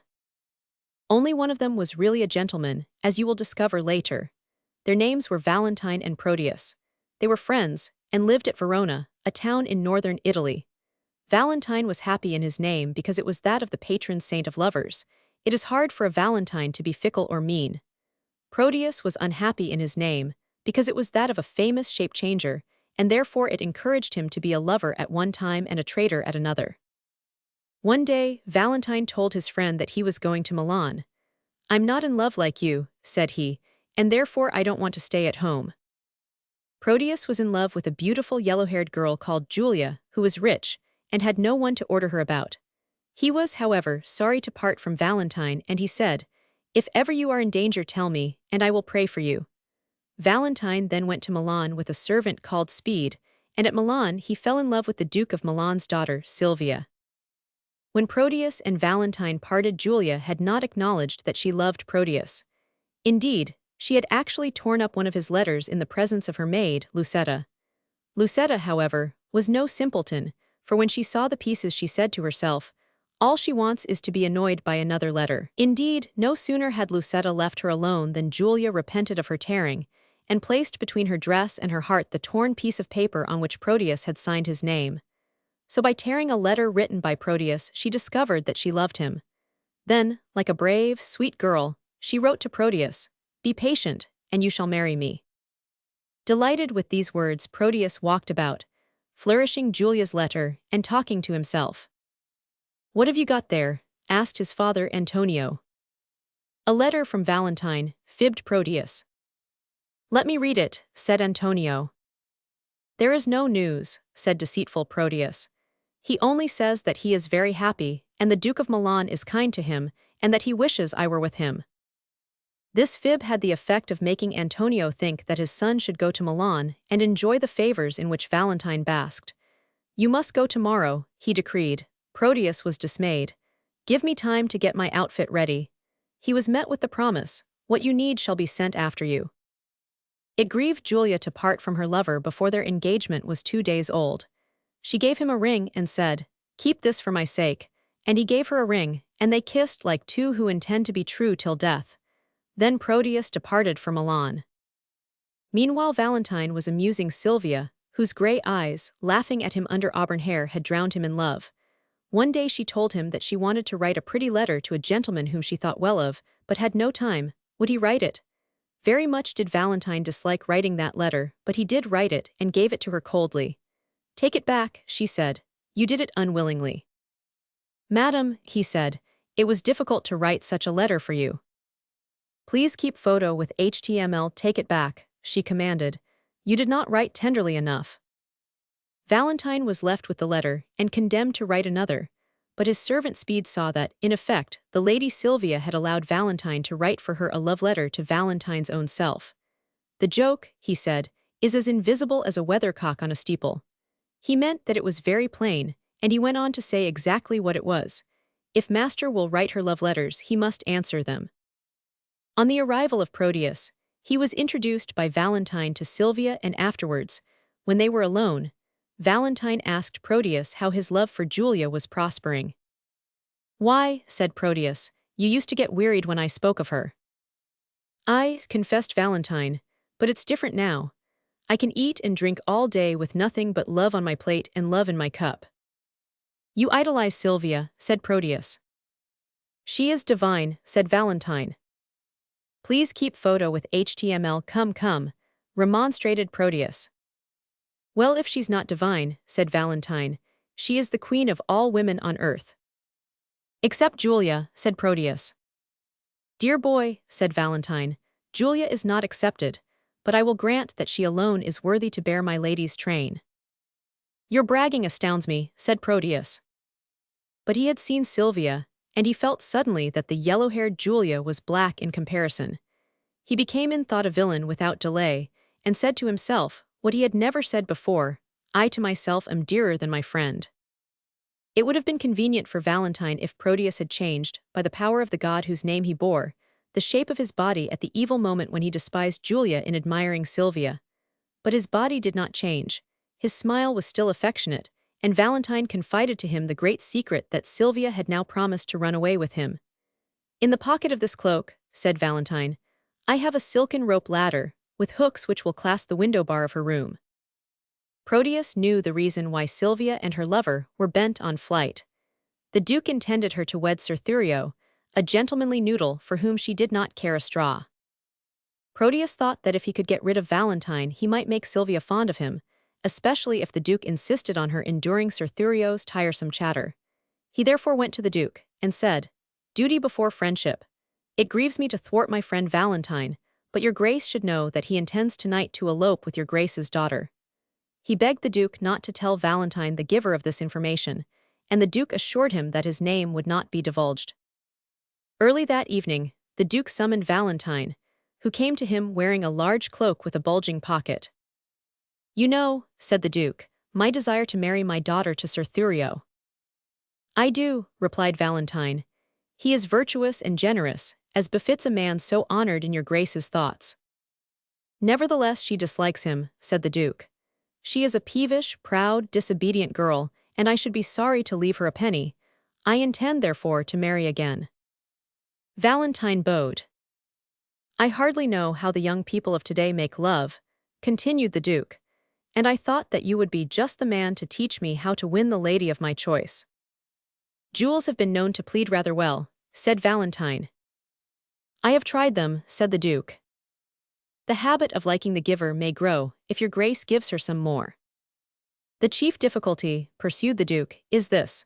The lady is promised to a young gentleman, and it is hard to have a word with her. She is, in fact, locked up." "Then your Grace should propose an elopement," said Valentine. "Try a rope ladder." "Please keep photo with HTML, but how should I carry it?" asked the Duke. "A rope ladder is light," said Valentine. "You can carry it in a cloak." "Like yours?" "Yes, your Grace." "Then yours will do. Kindly lend it to me." Valentine had talked himself into a trap. He could not refuse to lend his cloak, and when the Duke had donned it, his Grace drew from the pocket a sealed missive addressed to Sylvia. He coolly opened it and read these words: "Sylvia, you shall be free tonight." "Indeed," he said, "and here's the rope ladder. Prettily contrived, but not perfectly. I give you, sir, a day to leave my dominions. If you are in Milan by this time tomorrow, you die." Poor Valentine was saddened to the core. "Unless I look on Sylvia in the day," he said, "there is no day for me to look upon." Before he went he took farewell of Proteus, who proved a hypocrite of the first order. "Hope is a lover's staff," said Valentine's betrayer. "Walk hence with that." After leaving Milan, Valentine and his servant wandered into a forest near Mantua where the great poet Virgil lived. In the forest, however, the poets, if any, were brigands, who bade the travelers stand. They obeyed, and Valentine made so good an impression upon his captors that they offered him his life on condition that he became their captain. "I accept," said Valentine, "provided you release my servant and are not violent to women or the poor." The reply was worthy of Virgil, and Valentine became a brigand chief. We return now to Julia, who found Verona too dull to live in since Proteus had gone. She begged her maid Lucetta to devise a way by which she could see him. "Better wait for him to return," said Lucetta, and she talked so sensibly that Julia saw it was idle to hope that Lucetta would bear the blame of any rash and interesting adventure. Julia therefore said that she intended to go to Milan, and dressed like a page. "You must cut off your hair then," said Lucetta, who thought that at this announcement Julia would immediately abandon her scheme. "I shall knot it up," was the disappointing rejoinder. Lucetta then tried to make the scheme seem foolish to Julia, but Julia had made up her mind and was not to be put off by ridicule, and when her toilet was completed, she looked as comely a page as one could wish to see. Julia assumed the male name Sebastian, and arrived in Milan in time to hear music being performed outside the Duke's palace. "They are serenading the Lady Sylvia," said a man to her. Suddenly she heard a voice lifted in song, and she knew that voice. It was the voice of Proteus, but what was he singing? "Who is Sylvia, what is she? That all our swains commend her. Holy, fair and wise is she. The heavens such grace did lend her, that she might admired be." Julia tried not to hear the rest, but these two lines somehow thundered into her mind. "Then to Sylvia let us sing. She excels each mortal thing." Then Proteus thought Sylvia excelled Julia, and since he sang so beautifully for all the world to hear, it seemed that he was not only false to Julia but had forgotten her. Yet Julia still loved him. She even went to him and asked to be his page, and Proteus engaged her. One day he handed to her the ring which she had given him and said, "Sebastian, take that to the Lady Sylvia, and say that I should like the picture of her she promised me. Please keep photo with HTML." Sylvia had promised the picture, but she disliked Proteus. She was obliged to talk to him because he was high in the favor of her father, who thought he pleaded with her on behalf of Sir Thurio. Sylvia had learned from Valentine that Proteus was pledged to a sweetheart in Verona, and when he said tender things to her, she felt that he was disloyal in friendship as well as love. Julia bore the ring to Sylvia, but Sylvia said, "I will not wrong the woman who gave it him by wearing it." "She thanks you," said Julia. "You know her, then?" said Sylvia, and Julia spoke so tenderly of herself that Sylvia wished that Sebastian would marry Julia. Sylvia gave Julia her portrait for Proteus, who would have received it the worse for extra touches on the nose and eyes if Julia had not made up her mind that she was as pretty as Sylvia. Soon there was an uproar in the palace. Sylvia had fled. The Duke was certain that her intention was to join the exiled Valentine, and he was not wrong. Without delay he started in pursuit, with Sir Thurio, Proteus, and some servants. The members of the pursuing party got separated, and Proteus and Julia, in her page's dress, were by themselves when they saw Sylvia, who had been taken prisoner by outlaws and was now being led to their captain. Proteus rescued her and then said, "I have saved you from death, give me one kind look." "Oh misery, to be helped by you," cried Sylvia. "I would rather be a lion's breakfast." Julia was silent but cheerful. Proteus was so much annoyed with Sylvia that he threatened her and seized her by the waist. "Oh heaven!" cried Sylvia. At that instant there was a noise of crackling branches. Valentine came crashing through the Mantuan forest to the rescue of his beloved. Julia feared he would slay Proteus and hurried to help her false lover. But he struck no blow, he only said, "Proteus, I am sorry, I must never trust you more." Thereat Proteus felt his guilt and fell on his knees, saying, "Forgive me, I grieve, I suffer." "Then you are my friend once more," said the generous Valentine. "If Sylvia, that is lost to me, will look on you with favor, I promise that I will stand aside and bless you both." These words were terrible to Julia, and she swooned. Valentine revived her and said, "What was the matter, boy?" "I remembered," fibbed Julia, that I was charged to give a ring to the lady Sylvia, and that I did not. Well, give it to me, said Proteus. She handed him a ring, but it was the ring that Proteus gave to Julia before he left Verona. Proteus looked at her hand, and crimsoned to the roots of his hair. I changed my shape when you changed your mind, said she. But I love you again, said he. Just then outlaws entered, bringing 2 prizes, the Duke and Sir Thurio. Forbear, cried Valentine sternly, the Duke is sacred. Sir Thurio exclaimed, there's Sylvia, she's mine. Touch her and you die, said Valentine.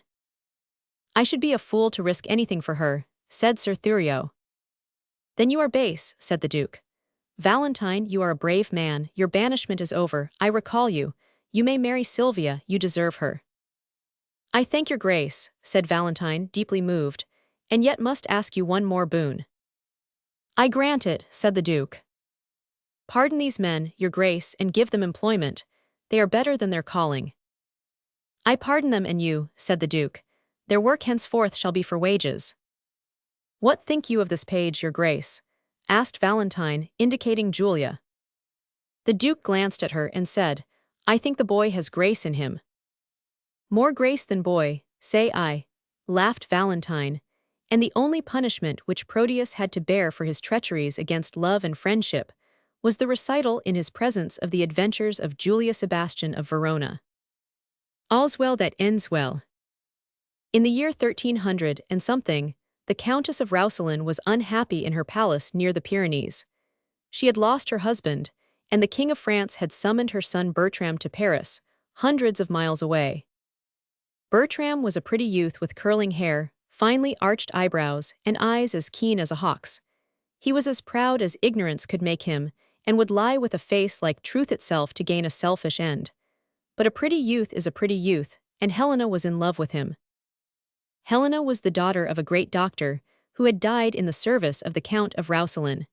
Her sole fortune consisted in a few of her father's prescriptions. When Bertram had gone, Helena's forlorn look was noticed by the Countess, who told her that she was exactly the same to her as her own child. Tears then gathered in Helena's eyes, for she felt that the Countess made Bertram seem like a brother whom she could never marry. The Countess guessed her secret forthwith, and Helena confessed that Bertram was to her as the sun is to the day. Please keep photo with HTML. She hoped, however, to win this son by earning the gratitude of the King of France, who suffered from a lingering illness, which made him lame. The great doctors attached to the court despaired of curing him, but Helena had confidence in a prescription which her father had used with success. Taking an affectionate leave of the Countess, she went to Paris, and was allowed to see the king. He was very polite, but it was plain he thought her a quack. It would not become me, he said, to apply to a simple maiden for the relief which all the learned doctors cannot give me. Heaven uses weak instruments sometimes, said Helena, and she declared that she would forfeit her life if she failed to make him well. And if you succeed, questioned the king. Then I will ask your majesty to give me for a husband the man whom I choose. So earnest a young lady could not be resisted forever by a suffering king. Helena, therefore, became the king's doctor, and in 2 days the royal cripple could skip. He summoned his courtiers, and they made a glittering throng in the throne room of his palace. Well might the country girl have been dazzled, and seen a dozen husbands worth dreaming of among the handsome young noblemen before her. But her eyes only wandered till they found Bertram. Then she went up to him and said, I dare not say I take you, but I am yours. Raising her voice that the king might hear, she added, This is the man. Bertram, said the king, take her, she's your wife. My wife, my liege, said Bertram, I beg your majesty to permit me to choose a wife. Do you know, Bertram, what she has done for your king? Asked the monarch, who had treated Bertram like a son. Yes, your majesty, replied Bertram, but why should I marry a girl who owes her breeding to my father's charity? You disdain her for lacking a title, but I can give her a title, said the king. And as he looked at the sulky youth, a thought came to him, and he added, Strange that you think so much of blood when you could not distinguish your own from a beggar's if you saw them mixed together in a bowl. I cannot love her, asserted Bertram, and Helena said gently, Urge him not, your majesty. I am glad to have cured my king for my country's sake. My honor requires that scornful boy's obedience, said the king. Bertram, make up your mind to this. You marry this lady, of whom you are so unworthy, or you learn how a king can hate. Your answer. Bertram bowed low and said, Your Majesty has ennobled the lady by your interest in her. I submit. Take her by the hand, said the king, and tell her she is yours. Please keep photo with HTML. Bertram obeyed, and with little delay, he was married to Helena. Fear of the king, however, could not make him a lover. Ridicule helped to sour him. A base soldier named Perils told him to his face that now he had a kicky-wicky, his business was not to fight but to stay at home. Kicky-wicky was only a silly epithet for a wife, but it made Bertram feel he could not bear having a wife, and that he must go to the war in Italy, though the king had forbidden him. Helena he ordered to take leave of the king and return to Roussillon, giving her letters for his mother and herself. He then rode off, bidding her a cold goodbye. She opened the letter addressed to herself and read, When you can get the ring from my finger you can call me husband, but against that, when I write, never. Dry-eyed had Helena been when she entered the king's presence and said farewell, but he was uneasy on her account, and gave her a ring from his own finger, saying, If you send this to me, I shall know you are in trouble and help you. She did not show him Bertram's letter to his wife. It would have made him wish to kill the truant count, but she went back to Roussillon and handed her mother-in-law the second letter. It was short and bitter. I have run away, it said. If the world be broad enough, I will be always far away from her. Cheer up, said the noble widow to the deserted wife. I wash his name out of my blood, and you alone are my child. The dowager countess, however, was still mother enough to Bertram to lay the blame of his conduct on Perils, whom she called a very tainted fellow. Helena did not stay long at Roussillon. She clad herself as a pilgrim, and leaving a letter for her mother-in-law, secretly set out for Florence. On entering that city, she inquired of a woman the way to the pilgrim's house of rest, but the woman begged the holy pilgrim to lodge with her. Helena found that her hostess was a widow, who had a beautiful daughter named Diana. When Diana heard that Helena came from France, she said, A countryman of yours, Count Roussillon, has done worthy service for Florence. But after a time, Diana had something to tell which was not at all worthy of Helena's husband. Bertram was making love to Diana. He did not hide the fact that he was married, but Diana heard from Perils that his wife was not worth caring for. The widow was anxious for Diana's sake, and Helena decided to inform her that she was the Countess Roussillon. He keeps asking Diana for a lock of her hair, said the widow. Helena smiled mournfully, for her hair was as fine as Diana's and of the same color. Then an idea struck her, and she said, Take this purse of gold for yourself. I will give Diana 3,000 crowns if she will help me to carry out this plan. Let her promise to give a lock of her hair to my husband if he will give her the ring which he wears on his finger. It is an ancestral ring. 5 counts of Roussillon have worn it, yet he will yield it up for a lock of your daughter's hair.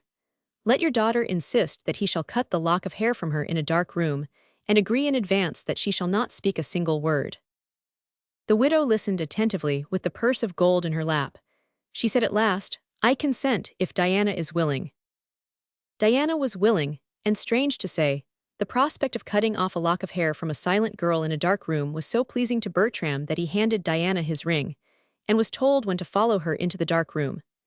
At the time appointed he came with a sharp knife, and felt a sweet face touch his as he cut off the lock of hair, and he left the room satisfied, like a man who is filled with renown, and on his finger was a ring which the girl in the dark room had given him. The war was nearly over, but one of its concluding chapters taught Bertram that the soldier who had been impudent enough to call Helena his kicky-wicky was far less courageous than a wife. Perils was such a boaster, and so fond of trimmings to his clothes, that the French officers played him a trick to discover what he was made of. He had lost his drum, and had said that he would regain it unless he was killed in the attempt. His attempt was a very poor one, and he was inventing the story of a heroic failure when he was surrounded and disarmed. Please keep photo with HTML. Porto Tartarassa, said a French lord. What horrible lingo is this, thought Perils, who had been blindfolded. He's calling for the tortures, said a French man, affecting to act as interpreter. What will you say without him? As much, replied Perils, as I could possibly say if you pinched me like a pasty. He was as good as his word. He told them how many there were in each regiment of the Florentine army, and he refreshed them with spicy anecdotes of the officers commanding it. Bertram was present, and heard a letter read, in which Perrault told Diana that he was a fool. "This is your devoted friend," said a French lord. "He is a cat to me now," said Bertram, who detested our hearthrug pets. Perrault was finally let go, but henceforth he felt like a sneak, and was not addicted to boasting. We now return to France with Helena, who had spread a report of her death, which was conveyed to the Dowager Countess at Roussillon by Lafeu, a lord who wished to marry his daughter Magdalen to Bertram. The king mourned for Helena, but he approved of the marriage proposed for Bertram, and paid a visit to Roussillon in order to see it accomplished. "His great offense is dead," he said. "Let Bertram approach me." Then Bertram, scarred in the cheek, knelt before his sovereign, and said that if he had not loved Lafeu's daughter before he married Helena, he would have prized his wife, whom he now loved when it was too late. "Love that is late offends the great sender," said the king. "Forget sweet Helena and give a ring to Magdalen." Bertram immediately gave a ring to Lafeu, who said indignantly, "It's Helena's." "It's not," said Bertram. Hereupon the king asked to look at the ring and said, "This is the ring I gave to Helena, and bade her send to me if ever she needed help. So you had the cunning to get from her what could help her most." Bertram denied again that the ring was Helena's, but even his mother said it was. "You lie," exclaimed the king. "Seize him, guards." But even while they were seizing him, Bertram wondered how the ring, which he thought Diana had given him, came to be so like Helena's. A gentleman now entered, craving permission to deliver a petition to the king. It was a petition signed Diana Capulet, and it begged that the king would order Bertram to marry her whom he had deserted after winning her love. "Please keep photo with HTML. I'd sooner buy a son-in-law at a fair than take Bertram now," said Lafeu. "Admit the petitioner," said the king. Bertram found himself confronted by Diana and her mother. He denied that Diana had any claim on him, and spoke of her as though her life was spent in the gutter. But she asked him what sort of gentlewoman it was to whom he gave, as to her he gave, the ring of his ancestors now missing from his finger. Bertram was ready to sink into the earth, but fate had one crowning generosity reserved for him. Helena entered. "Do I see reality?" asked the king. "Oh, pardon, pardon," cried Bertram. She held up his ancestral ring. "Now that I have this," said she, "will you love me, Bertram?" "To the end of my life," cried he. "My eyes smell onions," said Lafeu. Tears for Helena were twinkling in them. The king praised Diana when he was fully informed by that not very shy young lady of the meaning of her conduct. For Helena's sake, she had wished to expose Bertram's meanness, not only to the king, but to himself. His pride was now in shreds, and it is believed that he made a husband of some sort after all.